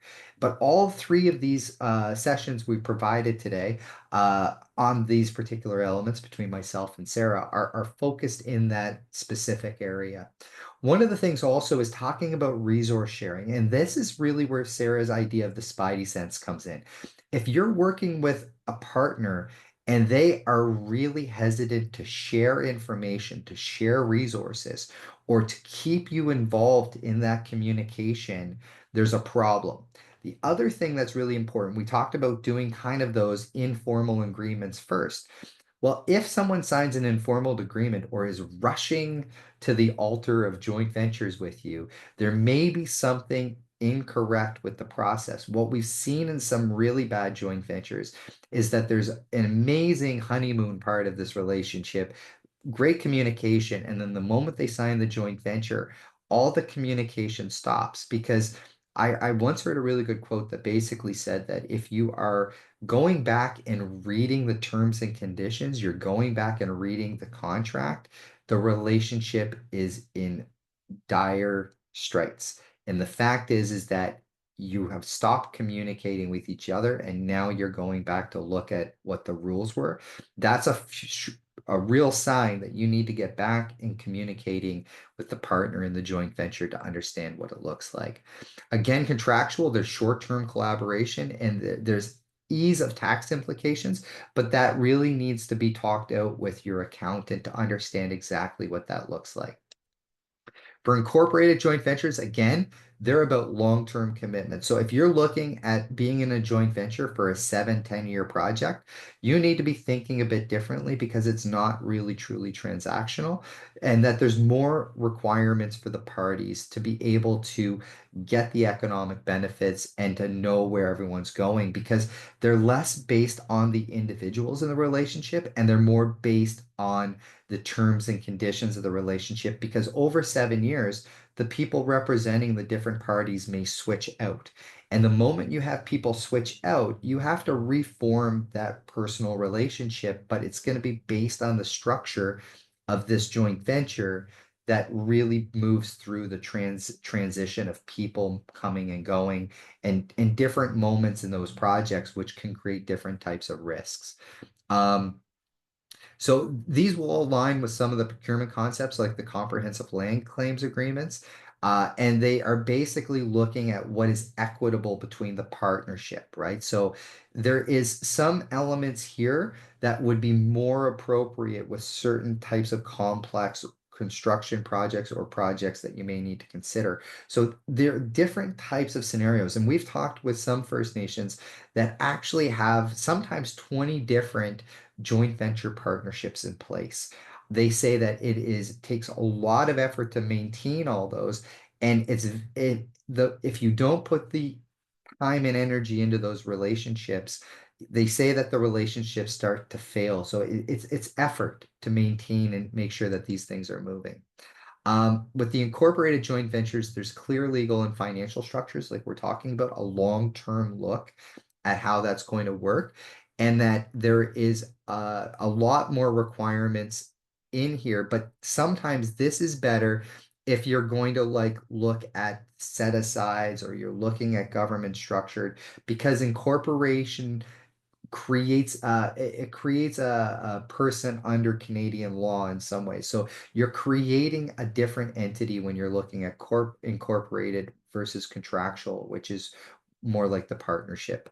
So I know this is a lot, but this is something that we've talked about with communities and with businesses. And one of the number one things we've been told by Indigenous businesses is that they struggle for understanding from their Indigenous perspective how best to look at joint ventures, because they're often almost a necessity during early stage economic development when you're developing a group of companies, and you need to have really good information. And this is not something you should take lightly or just rush into, because once you're into these types of partnerships or agreements, they can have a long-term impact on how you're working.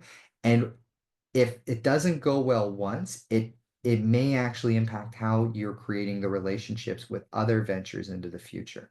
I don't know, Sarah, if you had any points to add in on that one as I well. just wanted to say it has been a lot of information between IPPs and JVs, but this is really just meant to be a teaser so that you take the future links to learning on joint ventures and then on IPPs, because in both of them there are scenarios where we work through, and they're very, very good, especially the one on joint ventures. It really takes you through the paces in terms of assessing whether it's a good partnership or not, and whether you're going to proceed or not. So again, these are just kind of teasers and making you aware of the toolboxes that we have. But I do encourage you to take both of the upcoming links to learning on IPPs and joint ventures. Great. And thank you for that. And I'm just going to move across this piece here so we can take a look at this as kind of a little bit of a piece here. Is like back to the spidey senses. Is that as an EDO, if you're sitting in your office and you're being approached by companies you've never heard of, that have never been part of your community, that have not ever engaged with you before, you need to take a step back and then start planning out, well, what is the right approach? It doesn't mean that you should not engage with them, but it's how you engage, and that you don't need to rush. So I think that's the number one thing that we really want to instill during this session, other than obviously come back for more education from Can-Do at a later time, is that inquire about those existing suppliers and know who's in your ecosystem that may already be well placed for you to have partnerships with. You're going to identify those complementary partners because of something where they're going to make you stronger. They're not going to take away from what your company's doing, and they're not going to create friction or conflict, but they're going to create collaboration and cooperation. Another thing for sure is engaging with industry associations and networks to better understand how this is happening, what are some of the best practices out there, and also, of course, working with your legal and accounting professionals. And then utilizing government and corporate procurement directories, because one of the things is that you can get lists of other companies that are out there. And one of the challenges I would put forward in this space as well is JVing with other Indigenous companies. Like, it doesn't have to be a non-Indigenous large company. Like, there are major opportunities to have a couple of smaller Indigenous businesses, First Nation community-owned businesses, come together and create a regional source of potential.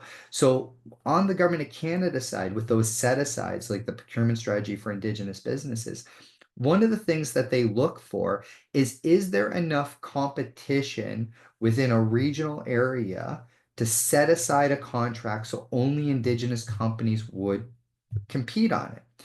One of the ways to do that is that if you could create indigenous entities that are taking a geographic capacity in a bunch of areas, that you could create an entity that allows you to bid directly on those government contracts.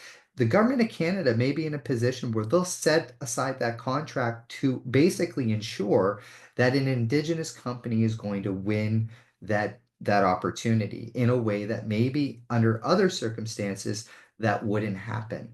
So these are the types of strategies that could be employed longer term. And to Sarah's point earlier, is that we've got a number of scenario-based exercises that we would love to use with the EDOs across the country to try to fine-tune how you can make those decisions that best impact your community. And joint ventures is just one of the tools in the toolbox that can help you get there.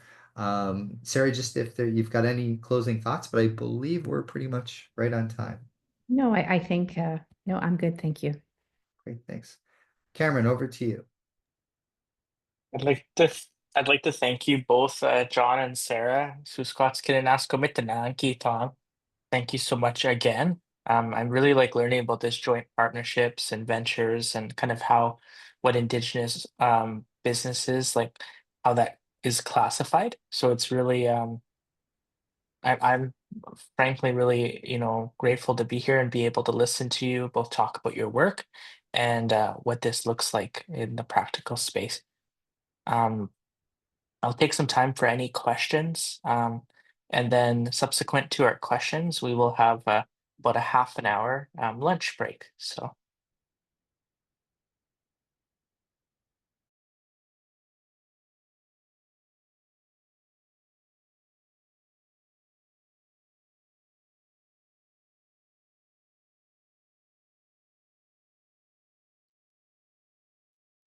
Is it okay if I ask a question?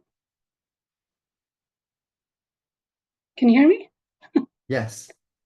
So I have a economic development background. I'm a land use planner and a governance, I have a governance background as well. And I used to do economic development when I worked for a municipality for 16 years. It was a portion of some of the things that we did.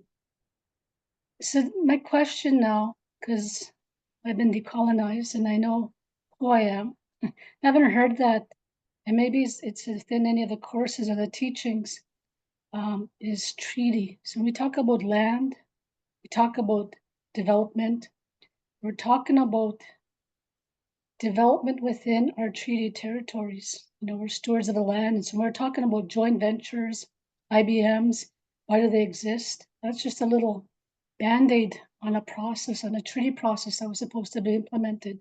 But I haven't heard that in any of the discussions here at all. As even I know I did log on late.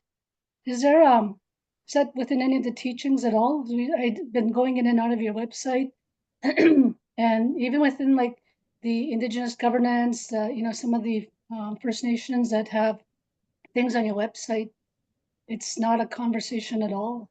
Is that something that's taught at all in any of your teachings? So Go ahead, go ahead, Sarah. John. No, go ahead, John. Well, I was going to say this may be something where I know we've got a couple of people online. I don't know if Jerry's still online as well, but there may be a couple of people that can talk about this. But I can certainly say that some of the discussions that I'm at the table along with Ray Wanich and others is that there is a big movement right now through an Indigenous Economic Council to kind of reframe how some of this work is happening and to put some of that work front and center. I think where we're focused right now in some of this work, at least on these topics, is how to navigate kind of some of the current status quo, while some of the other elements that you're talking about are really determined from an indigenous-led approach on how to do it differently. So I don't know if we would be fully engaged with some of the stuff that we've talked about today, because we're talking about how to navigate a bit of that process right now. But Jerry, you may have a bit more insight onto how that is being woven into the education elements coming from Can Do. Yeah, Yeah, thank you, John. Margot, in our competencies, 11 competencies, we do have courses delivered by Indigenous academic scholars. And some of the courses like the Aboriginal law and policies, which is the competency 1, and then the sustainable environment and land stewardship, which is competency 5, and lands and resource management, which is competency 6. And then if you take a look at all the competencies, majority of the instruction is based on Indigenous case studies, Métis case studies, Inuit case studies. So we do use a lot of that information that's in our competencies, and it's based around community development, Indigenous community development. And we do have our Indigenous, specifically Indigenous instructors who are in the communities that come to teach our courses, so that they bring with them a wealth of knowledge about their background, their experience, and their awareness with what's happening in a community from that Indigenous perspective. So, and I think it's important to have those two key things together when you're offering accredited learning. And we do offer these courses that are accredited learning. And we also work with our elders, like say, for example, thank you to Rick Lightning, who was on earlier talking about the teachings that we get, and acknowledging the ancestors and that kind of thing. So yes, we do all those things in our courses, and even in our links to learning, we offer a prayer, we offer, we acknowledge all the protocols and that kind of thing. So yes, we are aware of the cultural aspects, and I think Candu has done a great job in terms of having people involved in the different regions that we go to, who have that knowledge, who carry that knowledge, and they do the protocols before anything happens. Does that answer some of your questions? It does, but just listen to the language. Yeah. In your answer. When we talk about treaty, yeah, we're talking about sovereignty and inherent rights and jurisdiction, and that came before. Yeah. So talking about the true spirit and intent of what those treaties meant, but even more so, sovereignty and who we were, why were we able to enter into treaties, why did we agree to share the land, the bounty and benevolence that was supposed to take place in sharing of the land, which all ties into economic development, and we talk about economics and things like that because they do tie in. So yeah, so Métis came after. The Inuits are another diverse group as well. So, but the First Peoples, the First Nations, we're talking about Treaty 6, Treaty 7, Treaty 8 territory. It's that true spirit and intent of those treaties and the sovereignty of those First Peoples. So that's what I was wondering about. But the language you used, it's not just about the land acknowledgements and the protocols and things like that. It's deeper. It's rooted in our DNA and who we are. So it's asking. Yeah, we do have in our Aboriginal law and policies, we do discuss the treaties. We talk about the different legislations that impact the treaties. We also talk about the Indian Act in that course when we offer it. And we have one of our Indigenous lawyers who delivers that course, and she comes from a very cultural and a spiritual background, who understands the treaty boundaries, like who understands the reserve boundaries, who understands on reserve, off reserve, the relationships with our communities, with their members who live off reserve. They're still impacted by decisions made at that treaty table in their communities. So yes, those things are all covered in our one of our competencies that we offer online. And we've also had a discussion in March, we had a discussion with our EDOs across Canada. We had a EDO focus group to review some of the policies, the competencies, and they brought to the table a lot of information, different perspectives on what's happening with the treaty lands in their communities. So all this information has been gathered, recommendations have been made, and now all these recommendations are being moved to our Standing Committee on Education and Research to review and really take a deep dive into how the competencies are impactful at the community level. So yes, it does cover a lot of what you're talking about in terms of the different aspects about the treaties and how they relate to us as Indigenous people who are under that treaty. I'm from the Paul First Nation, and I'm part of the Treaty 6 Alberta. So yeah, I hear what you're saying, and yes, Canada is working towards that perspective. And I think I don't know if Ray's still online, but Ray is also part of a committee who does specifically work in those areas. Ray?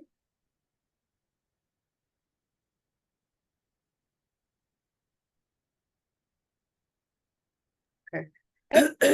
There he Yeah. is. There it is. But yeah, no, I was just wondering, so kinanaas ko kung hanggang gabi at sumustoy.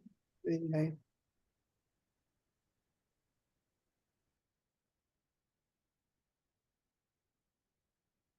Hi everyone. So I think we will take our, I want to thank you for this. I think we will take our half an hour right now.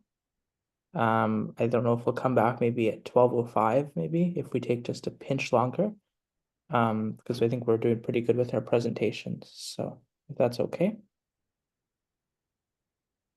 Okay. We'll see you all in a bit. Okay, thank you.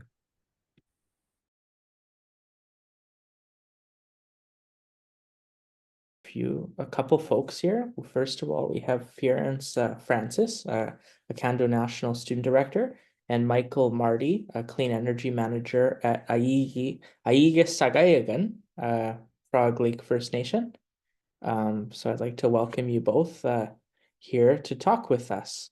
Hoauta, Anushkagi Sagak. Yeah, welcome.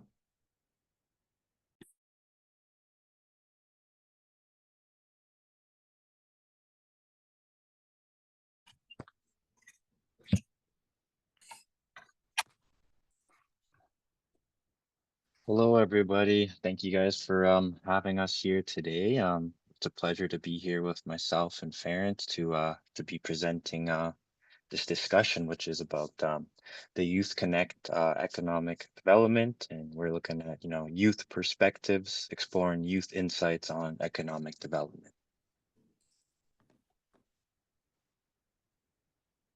Ference. Hello everyone. My name is Florence Francis, and I'm from Pipeline First Nation. It's an honor to be here today with everybody to share insights from Indigenous youth on economic development. I'm currently pursuing a Bachelor of Business Administration and Indigenous Business and Public Administration at the First Nations University of Canada. I have been actively involved in Indigenous governance, education, and economic development, balancing my academic studies with leadership roles. I've had the privilege of working with the City of Regina's Indigenous Relations Department, where I contribute to the development of the Indigenous framework. I also gained leadership management and marketing experience while working at the Saskatchewan Indian Gaming Authority. Most recently, I completed my term as the president of the FNUNIV Students Association, where I focused on student adequacy and governance. Now, as a newly elected national student director, I continue to advocate for Indigenous youth in business and economic development. I'll pass it on to Michael. Thank you. Yes, my name is Michael Marty, and I'm the Clean Energy Manager of Frog Lake First Nations. I grew up on the nation, and I since have been working for them for the past 2.5 years under clean energy projects. And yeah, a lot of these projects have been going very successful for our nation, and I'm really excited for the future endeavors that we're planning on doing for the nation, and hoping to expand outside of that as well, and futurely help other nations get on the same path that we're trying to go on here in Frog Lake First Nations. Thank you. Awesome. So just an introduction on today's presentation. It'll be based on the insights gathered from Indigenous youth at Canada's National Conference that are interested to be in the realm of economic development. The purpose of this workshop was to gain a deeper understanding of how Indigenous youth perceive economic development, who's working, what's missing, and what opportunities exist. The feedback we provided focused on 5 key questions that were explored. The role of economic development officers. So the question was, what makes an EDO effective in driving change? Advancements and barriers in economic development. What positive changes would youth like to see, and what are the main obstacles in their communities? Our third question was, how can communities effectively prepare for climate change like wildfires, flooding, and extreme weather? And another question we had was, what trends are shaping Indigenous economies now and in the future? And our last topic we discussed was how can communities strengthen collaboration with governments, businesses, and other Indigenous nations? Throughout this presentation, we will go through each of these questions, sharing the insights gathered from the youth. At the end, we will have a dedicated question session for any reflections or further discussion, if time proceeds. Thank you. Yeah, so some of the youth questions and responses. I would just like to add as well, that, during this session, a lot of the youth were, able to feel heard, which is, I believe a really great thing for Can Do and, striving for success because a lot of the youth, around Turtle Island have a lot of great ideas and have a really, good opinions that need to be heard. We're the next generations that will be coming up to make these changes now, and it's important that we begin to allow these youth to be in these spaces and to feel like they're heard, and that's gonna inspire them to keep on going on this path to make that change that we're looking for. And we'll go right into the first question. So one of the first questions that we go into here is what makes a great economic development officer? And these are some of the responses. As you can see on some of the pictures there as well. We had different working groups at different tables, so everybody was, transitioning from table to table with the questions on there, and we were able to fill out quite a bit of things on these big white papers. And here are some of the main responses that we were able to capture from this question. Some of the questions are respectful communication, project implementation, able to build bridges, create opportunities, idea of progress, support available, has the experience, motivated, broad network capabilities, self-awareness, resourceful, access to information for youth and elders to access, connected to the youth elders, team-oriented, business-minded, passionate about inspiring positive change, loves the community, is professional, has efficient time management, organized, is a role model for the community, educated and AMP, willing to teach others, has an understanding for law and AMP, treaty rights, and willing to take risks for the greater good.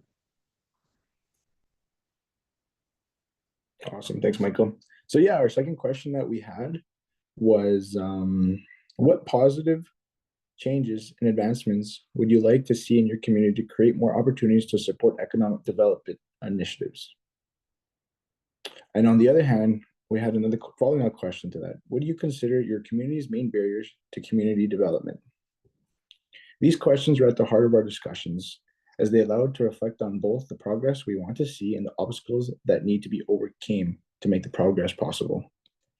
So in these youth responses for this particular question, some common things that came about was more programming, such as youth councils, mentorship opportunities, and engagement in decision-making, increased education on economic development through workshops, training programs, and financial literacy initiatives, diversified economic initiatives, moving beyond traditional industries to create new opportunities in various sectors, support for personal and professional development. This would ensure young people have access to career growth opportunities, easier access to information, ensuring transparency and economic development opportunities and resources. More partnerships. This means fostering collaboration between Indigenous communities, businesses, and governments, strong hiring and leadership development, investing in skilled individuals who can drive economic growth, cultural and trauma-informed healing, recognizing the impact of intergenerational trauma and ensuring economic initiatives reflect community values, financial literacy programs, equipping youth with the knowledge to manage and grow wealth, wellness and support systems, acknowledging the role of mental and physical well-being and economic success. On the other side of the discussion, youth also identified significant barriers that continue to hold back economic development. These include limited funding and access to financial support for business development and community initiatives, lack of mentorship and guidance for young people interested in economic development, political and bureaucratical challenges that slow down progress, a gap in community engagement, which includes ensuring that economic initiatives are led by and for Indigenous people. These responses reflected the need for a holistic approach, one that prioritizes youth empowerment, education, and strategic partnerships to build long-term economic sustainability.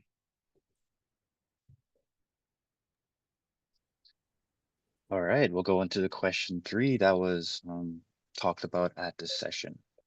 How can your community effectively prioritize and implement emergency preparedness plans to address climate change risks such as flooding, heat waves, wildfires, or other local challenges? As a lot of you know, within our globe and our Mother Earth right now, there's a lot of changes that are coming in. It's really important that we begin to look into ways that we can prepare our people and our communities for when these catastrophes happen or when these big things like droughts or flooding or heat waves start to affect our people. I think it's really important that we begin to look at how we can address these and how we can be prepared for when they come.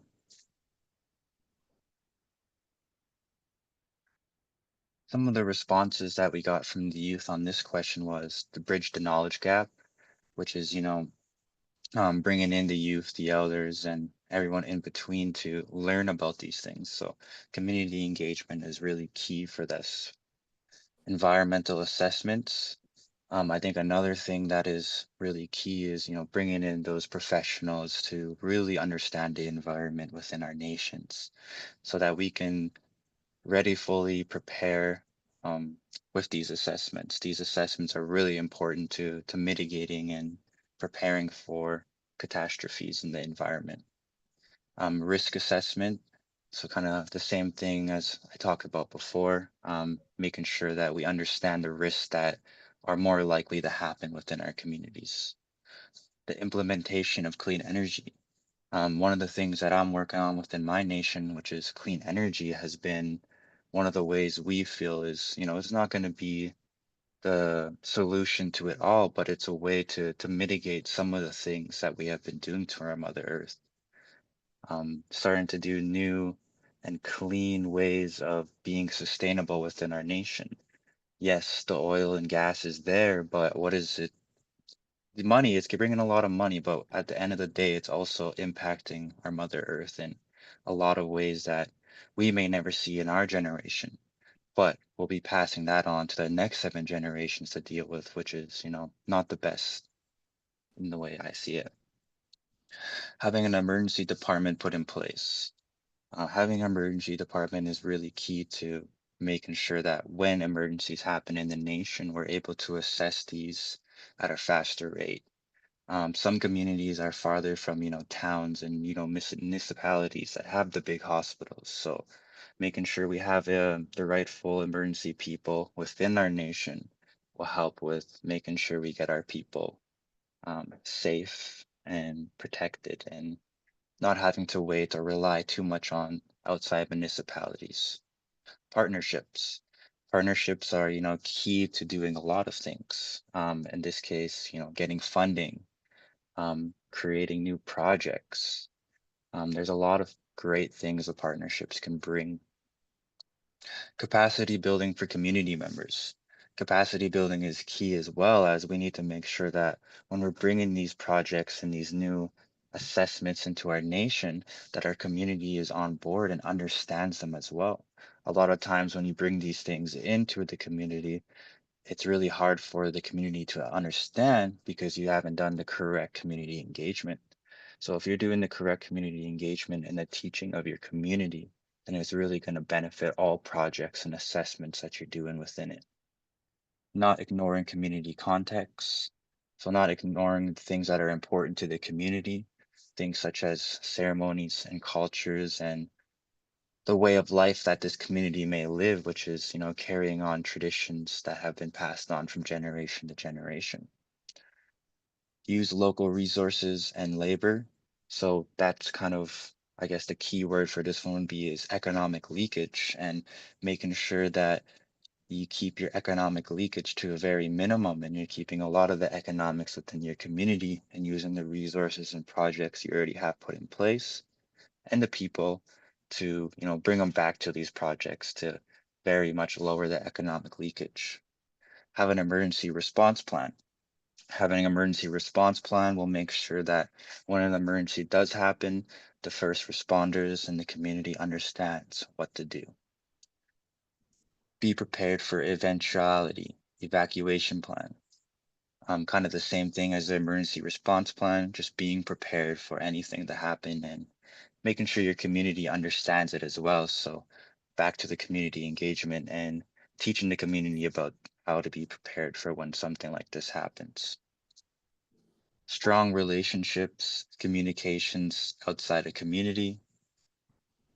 So being able to have strong relationships with your people, inside and outside the community, but as well as creating those relationships outside as from the community members and making sure you have support from other individuals who can benefit your community in a lot of different ways. I guess the best way I can say this is, having really great consultants, people who understand your community and can help you with materials or data that you may need to bring into your community to better it. Develop community infrastructure.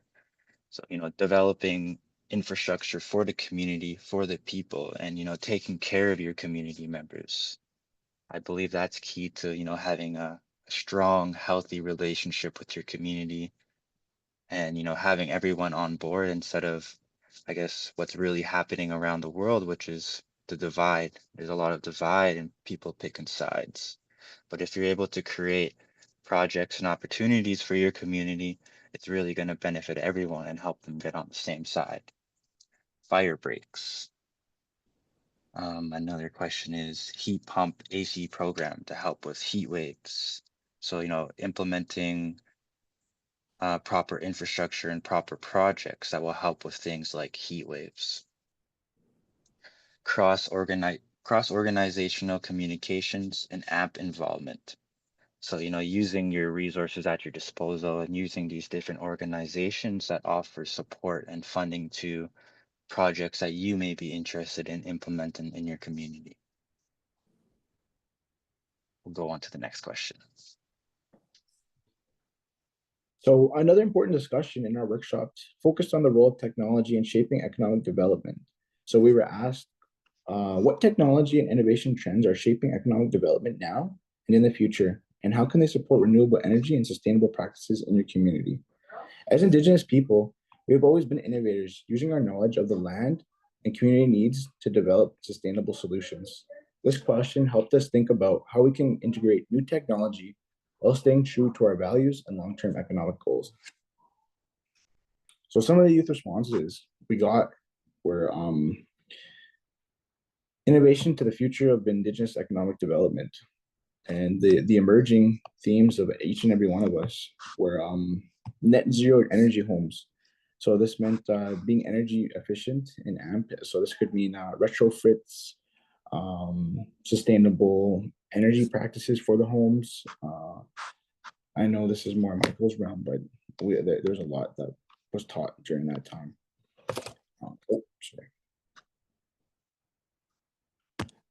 And another response we got was educating the community on renewables. Most communities, they don't have a program out or any sort of partnerships with sustainable organizational practices. So there's not ever somebody that goes out there and comes and helps them implement these kind of practices. So overall, I think educating the community first before an actual first decision is to be made by leadership would further enhance this. Offer incentives such as carbon credits, solar panels, hemp homes, hydro, geothermal, and biomass. So in relation to sustainable practices, this could mean, just solar panels, hemp homes, hydro, geothermal, biomass. Another response we got was organizations like CANDO, Sovereign Gen, 7 Gen, ICE, Indigenous Climate Action, just utilizing these organizations in relation to these technology advancements. Student energy is shaping renewable energy, so in sustainable practices.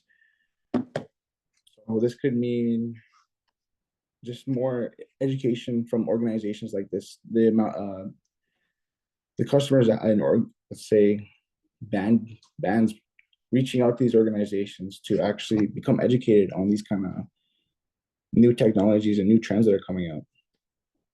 Another response we have was have youth gain interest in STEM careers and AMP. So in relation to this, it would just mean more education, more workshops out on these bands and communities for them to gain opportunities to actually understand what a STEM career is or a career in the field of renewable energy.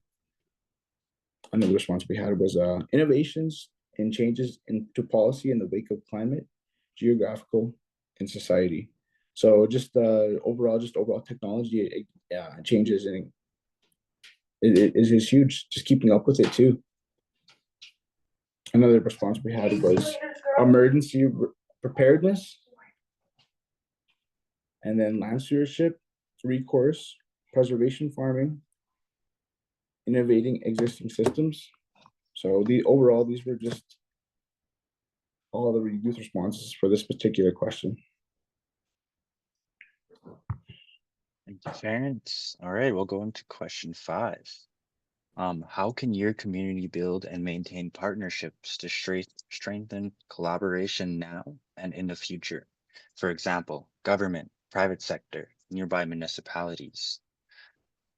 Building these partnerships will be key to your community succeeding, and having the proper partnerships will, really support the projects that you have going on, and can help you in a lot of other ways, like teaching your community and building up that capacity for your community by relying on these outside sources to come in and teach them. A lot of times our Indigenous people are, not fully educated on these things. And when we can bring people that are educated, whether they be Indigenous or not, it'll be very vital for our community to learn these things and to maintain them. We'll go right into the responses. Youth tokenize. Youth should be credited an app paid for their ideas. Using the youth for some of their ideas and some of the knowledge and the perspectives they have are really a great way to benefit any project or partnership. UNDRIP, have a good community delegates to represent. So having great delegates within your community that the community all agree on and can look up to as leaders and role models to really build up these partnerships and maintain them in a good way for the community. Help partners understand your culture and community. Help eliminate culture shock. So a lot of times when you do go outside of your community for partnerships, they do not have the education on the community or the culture. So it's really important to help them understand some of the specifics that go on within our nations, as things like having a funeral almost every month or every few weeks is something that's really normal for my community. And, because of this, it can really take you away from some of the work that you're doing. So making sure that your partners understand this and are supportive of this is really key to making sure that they understand how they can work with this Indigenous community. MOU, Memorandums of Understanding.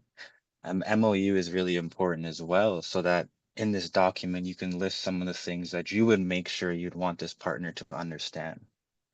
Things like I mentioned before, not being able to be fully communicated with because of things going on like low service, funerals, or a lot of other community stuff like ceremonies. I think ceremonies is another important thing, as someone like myself who still practices my ceremony and culture. It sometimes takes away from my work. But I think it's still important that, I continue to do these practices and to carry on this stuff for the next 7 generations. And this is something that our partners need to understand as well. as a lot of our cultures is, dying around the world. So having the next leaders step up and to learn these practices is a really important part of them understanding how to work with us. Evaluate relationships, partnerships. So making sure that after, working with this group of people for a while, that you're able to evaluate them as a collective within your community and see how they're benefiting you or negatively affecting you. So I think evaluating your partnerships is also important because yes, you may go into the partnership with everything going good, but maybe a year, 6 months down the line, things could, start to become negative for your partnership. So making sure you're always evaluating them and keeping up with how this relationship is going for the community. Building trust, giving back to the community. Building trust with your partnerships is really important as well, as we want to make sure that a lot of this information and the stuff that we're sharing with them is kept within confidentially, and making sure that we're can trust them with a lot of the things that's going on within our community. Creating long-term success for the community. We want to make sure that these partnerships are creating this success for our community and not just for right now, but for 7 generations down the line. And making sure that they understand when we do projects, we don't do it just for right now, but we're always thinking 7 generations ahead and how this will affect them. Investing by shopping at local regional businesses. So making sure that your business partners or anyone else that you're working with understand some of the things that are going on within your community, like the local store or the local community events, and that they're able to come and support these initiatives and kind of, show their face a little bit in the community, not just in the big important meetings, but also at the front lines in front of the community and, showing that you really do want to work with us, not just, our delegates, but the community members themselves. Acknowledging community contexts, being able to acknowledge a lot of the culture and ceremonies and traditions that are carried on within our reservations and making sure that they're able to acknowledge it and they understand it as well. Solid understanding of how to market projects and where potential partnerships arise. Strong making sure that these partners know how to market and know how to network these projects that you're working on with them. So when they're out and about at conferences, they're able to speak with them at a high level. Legislative reforms. Kind of getting a little bit short on time as well, so I'm gonna kind of just let you know about the other youth responses we have on here. Election policies, limit of how many years you can be in leadership, making sure that they understand how long we'll have the current leadership for.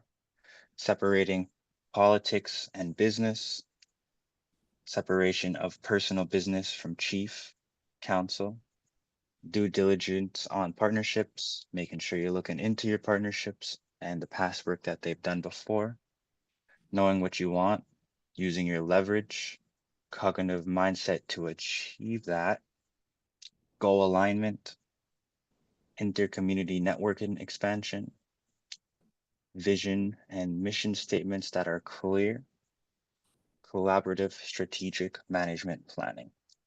And that was all the responses from this question. Go right into the conclusion. I think through this presentation, we explored the perspectives of Indigenous youth on economic development, our aspirations, the challenges we face, and the opportunities that lie ahead. Being a part of the insight gathering for me was an eye-opening experience. It was clear that youth are eager to take on leadership roles, drive innovation, and create sustainable economic opportunities for our communities. However, ensuring that youth voices are heard is not just about representation, it's an investment in the future. If we want Indigenous economies to thrive, we must create pathways for young people to lead, innovate, and make meaningful contributions. I want to say thank you all for listening to us here today.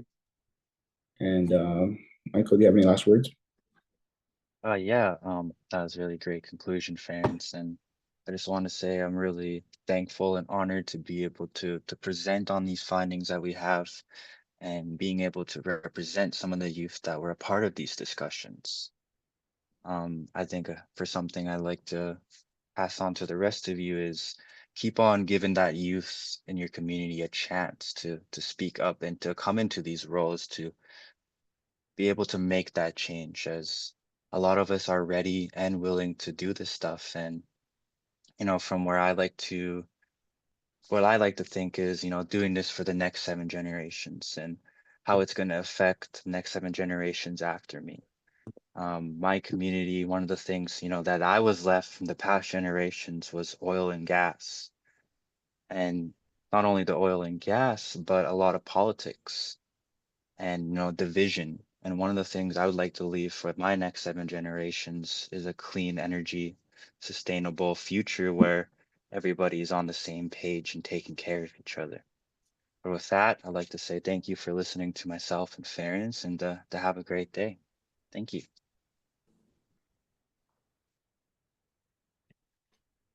Kinanasko mitanan, parents, ego Michael, susquats sinanasko mitagok, kinawal. I learned a lot about kind of how youth representation is very integral to, the future of economic development and what that looks like through consultation and uplifting the voices of Oskatsak or Oskayak. So thank you again. We'll be moving into Community Economic Development Initiative, otherwise known as CD overview. We have Carmel Nepuse. Sorry. Yeah. Fancy. I like that. Senior Program Officer, as well as Daniel Nychuk, Program Officer with CD. So I'd like to welcome you both. So. All right. Good afternoon, everybody. Thanks for the invitation to come and present today. I guess my name is Carmel Nipus, Senior Program Officer with SETI. I've been with CANDO for 7 years. I am Cree from Samson Cree Nation, right here in beautiful Treaty 6 territory. And yeah, I'm going to let Daniel introduce himself. And just to let you know, this is our first time co-presenting, and Daniel is part of a team that is mostly all women, and he is the only man in our SETI team, and he's holding it down and doing really well. Thanks, Carmel. My name is Daniel Nychuk. Some of you may have met me earlier. I am a program officer from SETI. I'm born and raised in Treaty 1 territory and a citizen of Manitoba Métis Federation. I've been here with the SETI program as well as the Indigenous Community Capacity Assessment Coordinator since September. And yeah, I'm excited. This is my first time going through our SETI presentation, so super, super excited. Yeah.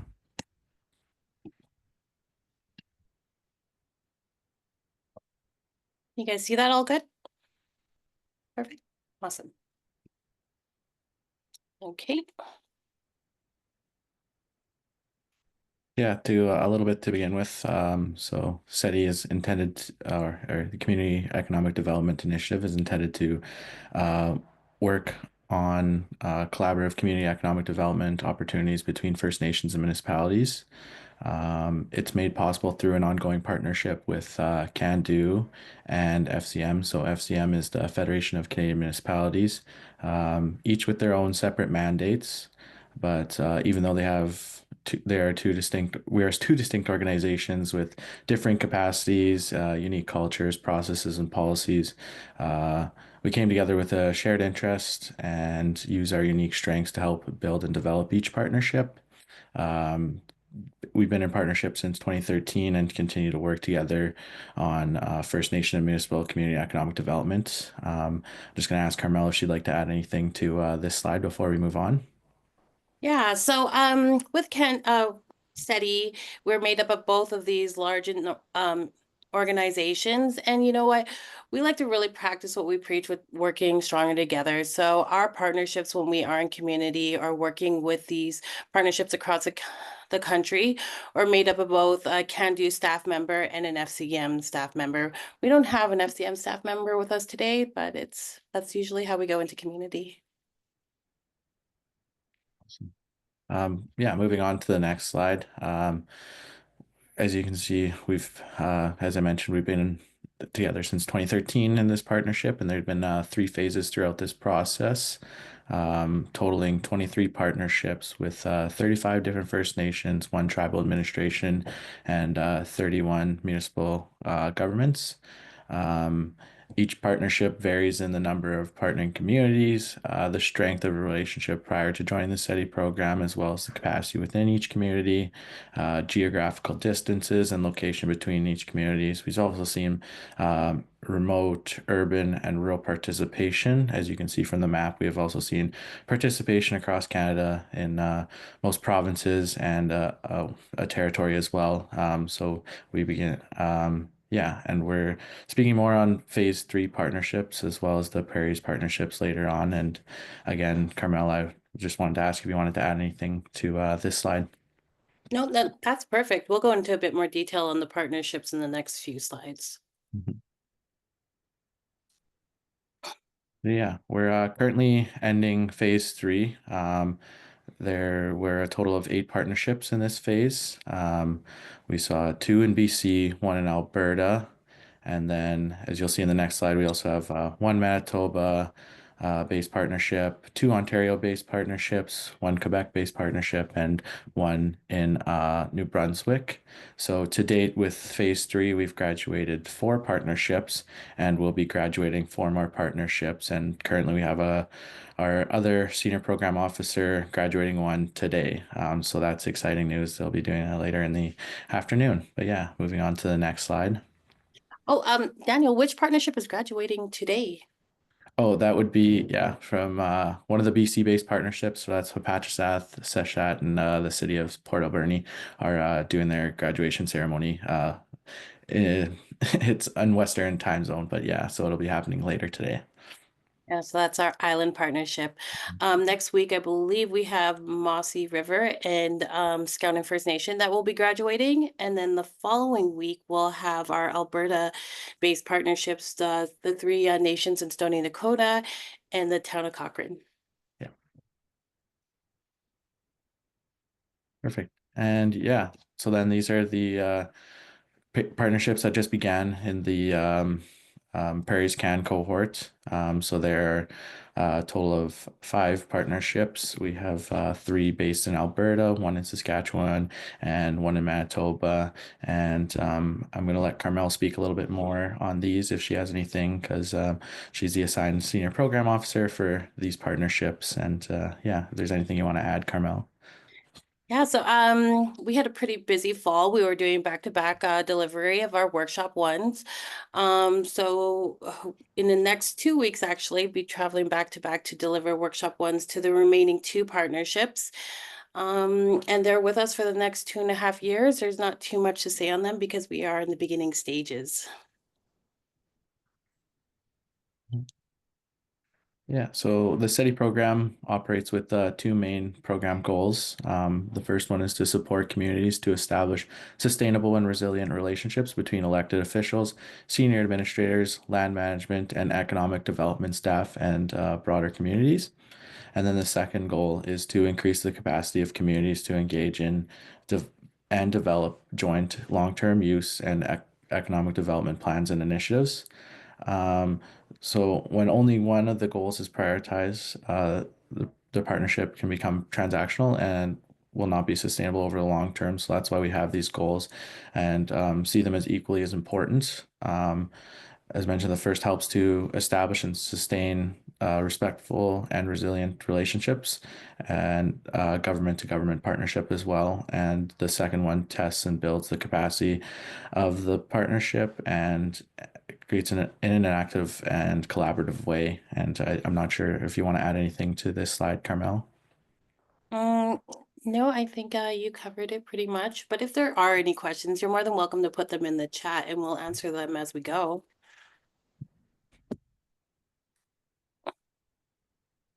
Yeah, moving on to the next slide, SETI understands and works with the following definition of joint community economic development. So, from SETI's perspective, joint community economic development is a process by which community partners initiate and generate innovative solutions to their common economic problems, thereby building mutual long-term community and partnership capacity. This holistic approach integrates economic, social, and environmental objectives that benefit members of both communities, building stronger and more sustainable communities and a broader regional economy. Through our experiences in the city, we also see that the joint community economic development and within communities, we see direct and indirect economic benefits by the communities creating a shared vision for economic development and bringing their holistic prosperity together, as well as community-led initiatives. We really push for it to be all economic development to be community-led initiatives, and this kind of creates the unique strengths and needs of both communities and prioritizes what the communities want to continue to work on, and as well as long-term partnership development. We also push for long-term and continued partnership development beyond the SETI program. Yeah, moving on to the next slide. Yeah, although partnerships have different legislation, jurisdiction, and governance models, First Nations and municipalities have the same visions, and to improve the lives of their members or citizens in their communities.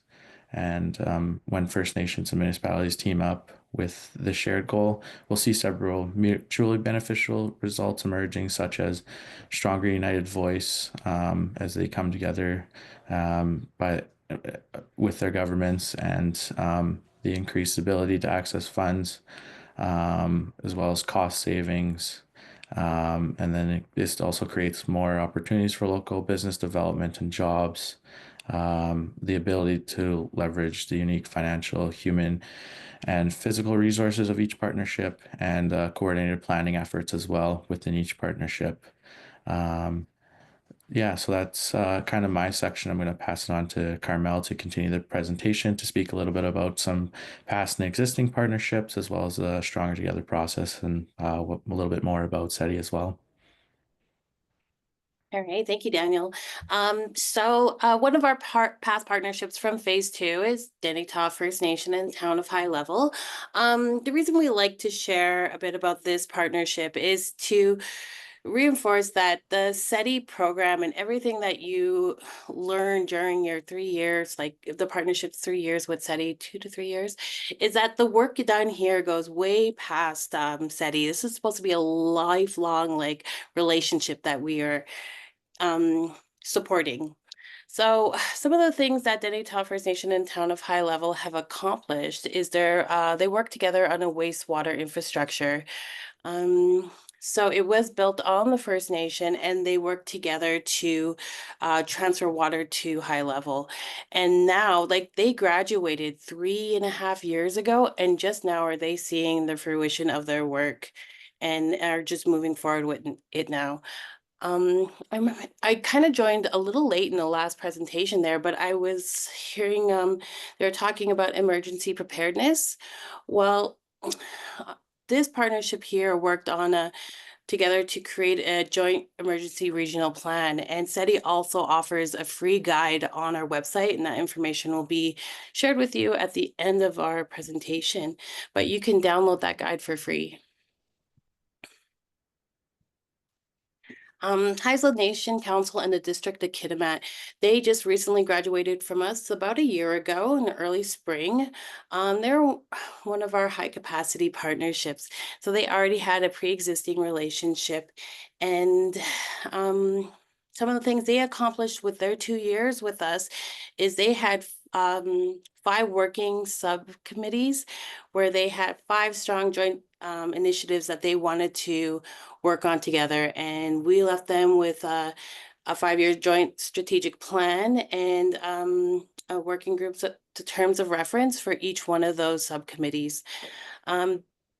They also were very adamant in hiring an Indigenous relations manager, who the District of Kitimat hired this relations manager, who was a member of the Haisla Nation. And Skownin First Nation and Mossy River Municipality. So Daniel shared with us that they will be graduating next week. And they are one of our remote partnerships in northern, would you call that northern Manitoba, Daniel, or central? North Central. North Central. Right. So I really like sharing about Skownin First Nation and Mossy River because they really incorporated a lot of on the land based learning. So in one of our workshops, they invited us out to their bison paddock where we spent the whole day out on side-by-sides and what do you call them, like quads and everything, just learning about the land and learning about the bison. It just happened to be really good weather, and it was really nice for Mossy River to fully participate in that full day of learning. So they've also, one of their initiatives was working on, trying to think here, water treatment plant tour, because in that area there, their operators are, there's only like one operator, or they have no operators in case of emergency. So what they decided to do is all the smaller communities there got together to tour each other's like water operator, their plants, so that in case of an emergency or cold weather and one shuts down, the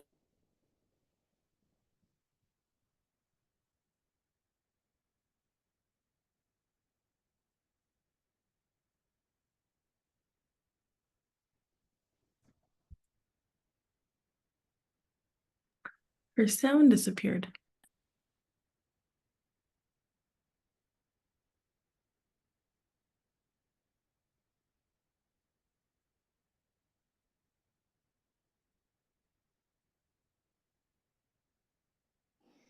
We lost Carmel.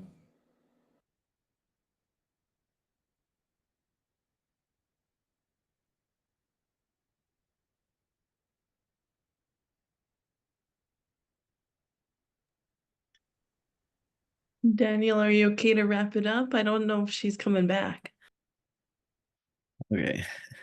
Yeah, I can speak a little bit about that partnership. They're kind of, as Carmel was mentioning, they're working on that joint MOU for the wastewater infrastructure between between the First Nation and the municipality. And then one of the more exciting things, so we're going there next week to wrap up the partnership for the graduation, and they're actually having their third annual community skate event, which was started while they were in the SETI program, and so that's bringing Scout First Nation members to the Mossy Community Center for a community skate, and it's really a great initiative, and I'm really looking forward to attending that. Yeah. In terms of the rest of the presentation, I think we can wrap up there as we're getting close to time. But yeah, I'd just like to say thank you all for listening to this conversation. And if you have any further questions, please feel free to reach out. And I know Paul shared a couple resources on the chat, so feel free to also access those. But yeah, thank you for your time.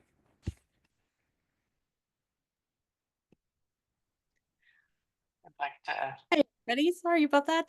Technical difficulties here at Can Do office. Did I interrupt or? No, sorry, Carmel. I just kind of wrapped up the Skownin First Nation, spoke about the upcoming graduation, and then yeah, if you'd like to continue, then go ahead. Okay. Yeah, so sorry, that was just weird. Everything just kind of shut down. I'm using my hotspot right now. So SETI, we sorry. So we have the SETI Start Together approach. So although this looks linear, it is very much not. It is a very cyclical approach, and we come back to all of these stages more than once in your 3-year journey with SETI. So in the first stage, connect, This is where we get the partnerships to start to meet and start building their stronger relationship. And then for the vision, we engage in shared learning, and this is where we'll see what kind of similar interests they have and joint initiatives that they may want to pursue. From there, they will decide on which initiatives that they have the capacity to take on and something that they want to do in the next 2 years and beyond. And then we will act on it. So then we will start to implement our terms of reference and a working plan for the initiatives that they want to take on. So the SETI program components, being part of the program, we ask for each community to have an elected leader present to participate as senior staff and admin support. So we will have monthly working group meetings with these individuals from both communities or more if there is more than two, where we will promote shared learning and work on relationship building activities. Yeah, and like I mentioned before, we work towards having a strategic work plan and terms of reference. So we do offer 4 to 5 workshops per partnership, and we try to schedule them biannual, and we do that based on their schedule and availability. And in all of our workshops, we do encourage all elected officials to attend, but mostly in the first 2, because that's when they're really getting to know what initiatives the partnership is taking on and gets to really know what the SETI program has to offer. And in these workshops, we do really encourage the First Nations to add a cultural component to it, come with ceremony, and we're very open to that and welcoming that. So SETI does offer a $45,000 capacity building grant that has to be jointly used and used towards relationship building or anything to advance capacity and economic development. I was supposed to adjust this. But yeah, so here are some of the SETI tools and guides I previously mentioned. 1, the economic recovery and resilience, a guide for First Nation and municipal collaborations. So all of our tools and guides are available online and for free, because we do not have the capacity to take on all of the applicants that we receive. So these are supports that we offer. I'm sorry, Daniel, I didn't leave you on the contact us slide.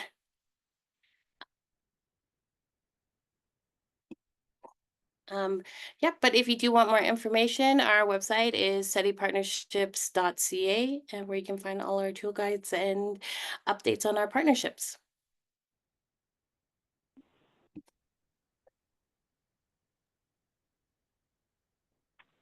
Well, I guess that's it for me. So thank you guys all for taking time to listen. Thank you both, Kinanasko Mitinan, Carmel, Igwa, Daniel. Thank you so much. I'm learning a lot today, I guess, on different kind of like the partnerships and the process on how to work, and what what thorough parties maybe have to be involved with this. So I really yeah, it's been so great. So thank you again. I guess this is where we come back for our closing. I can't believe it's gone by so quick, our day. And I just I want to say kinanasko mitanaw kape tote kuta nos kagisagak dus gods nagi menene te nagi wapa mitakok kakino kinoao misoe teoche egwa sus gods niminos kagan te egwa nipago cinnamon mitane koes kagigas na hamago sie uh ni stapesis poco ewio tinama nitiga kapiatus kea negwa tawita schema ge kotakakasiche utanipimate.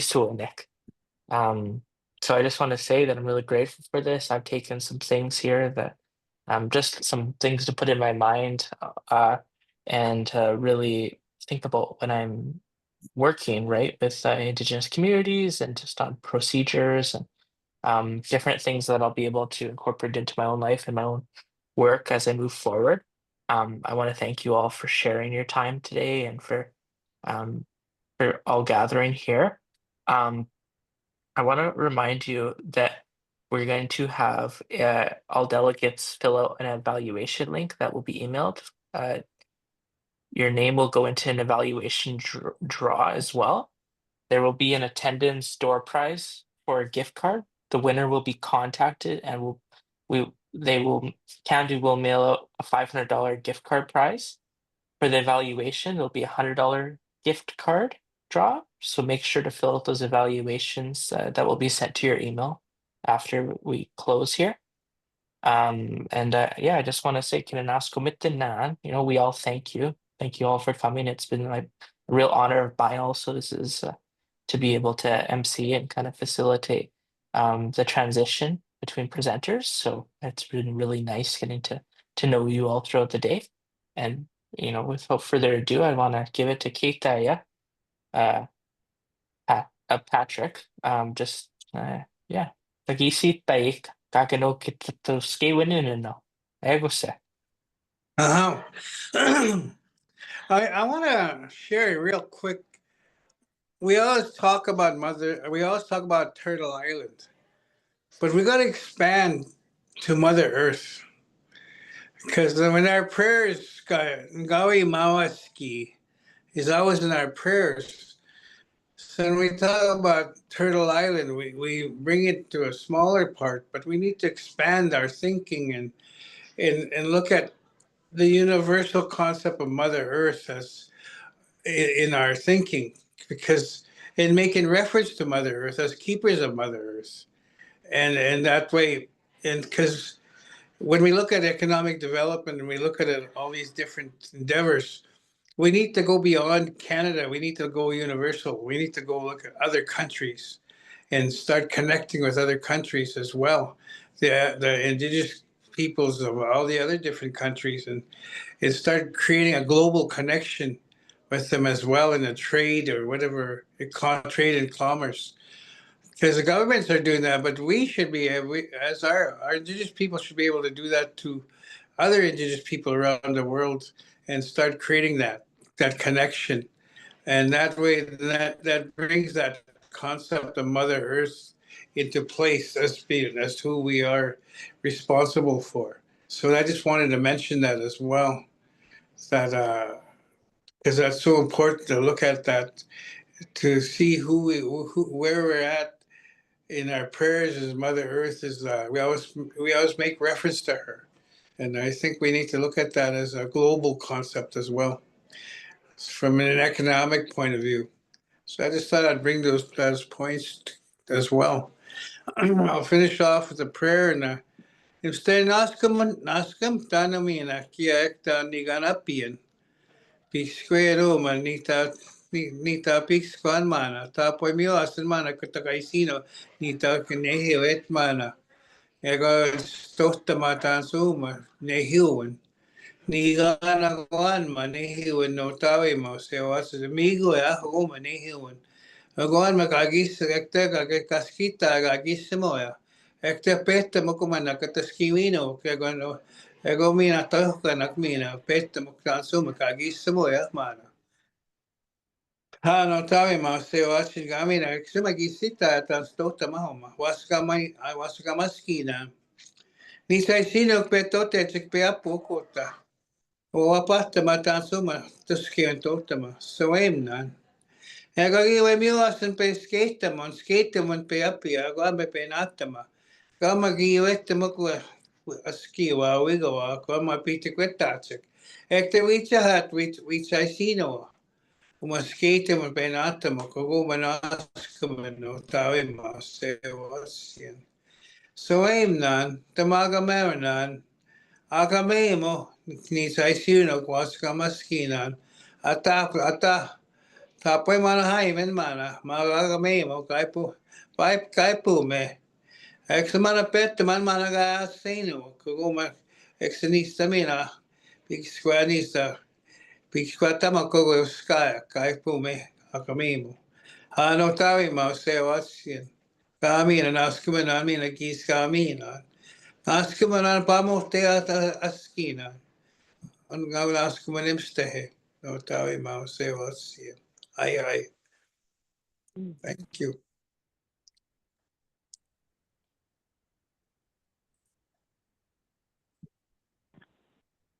Ni hai gananaskum din kitam gaganoch gagietuen gagiga gismostoiach usquats gananaskumitin kitamihen.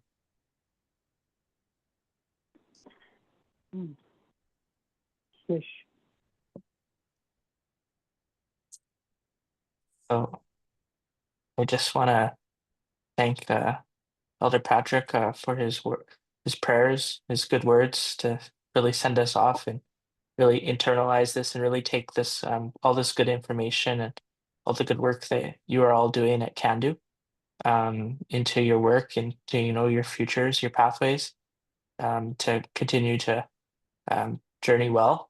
And we thank you so much for having me again, but also all the important work that you all are doing at Candu and continue to do with Indigenous communities across Canada. So, the Squats Kinanasko Mitanan, we thank you all. Thank you.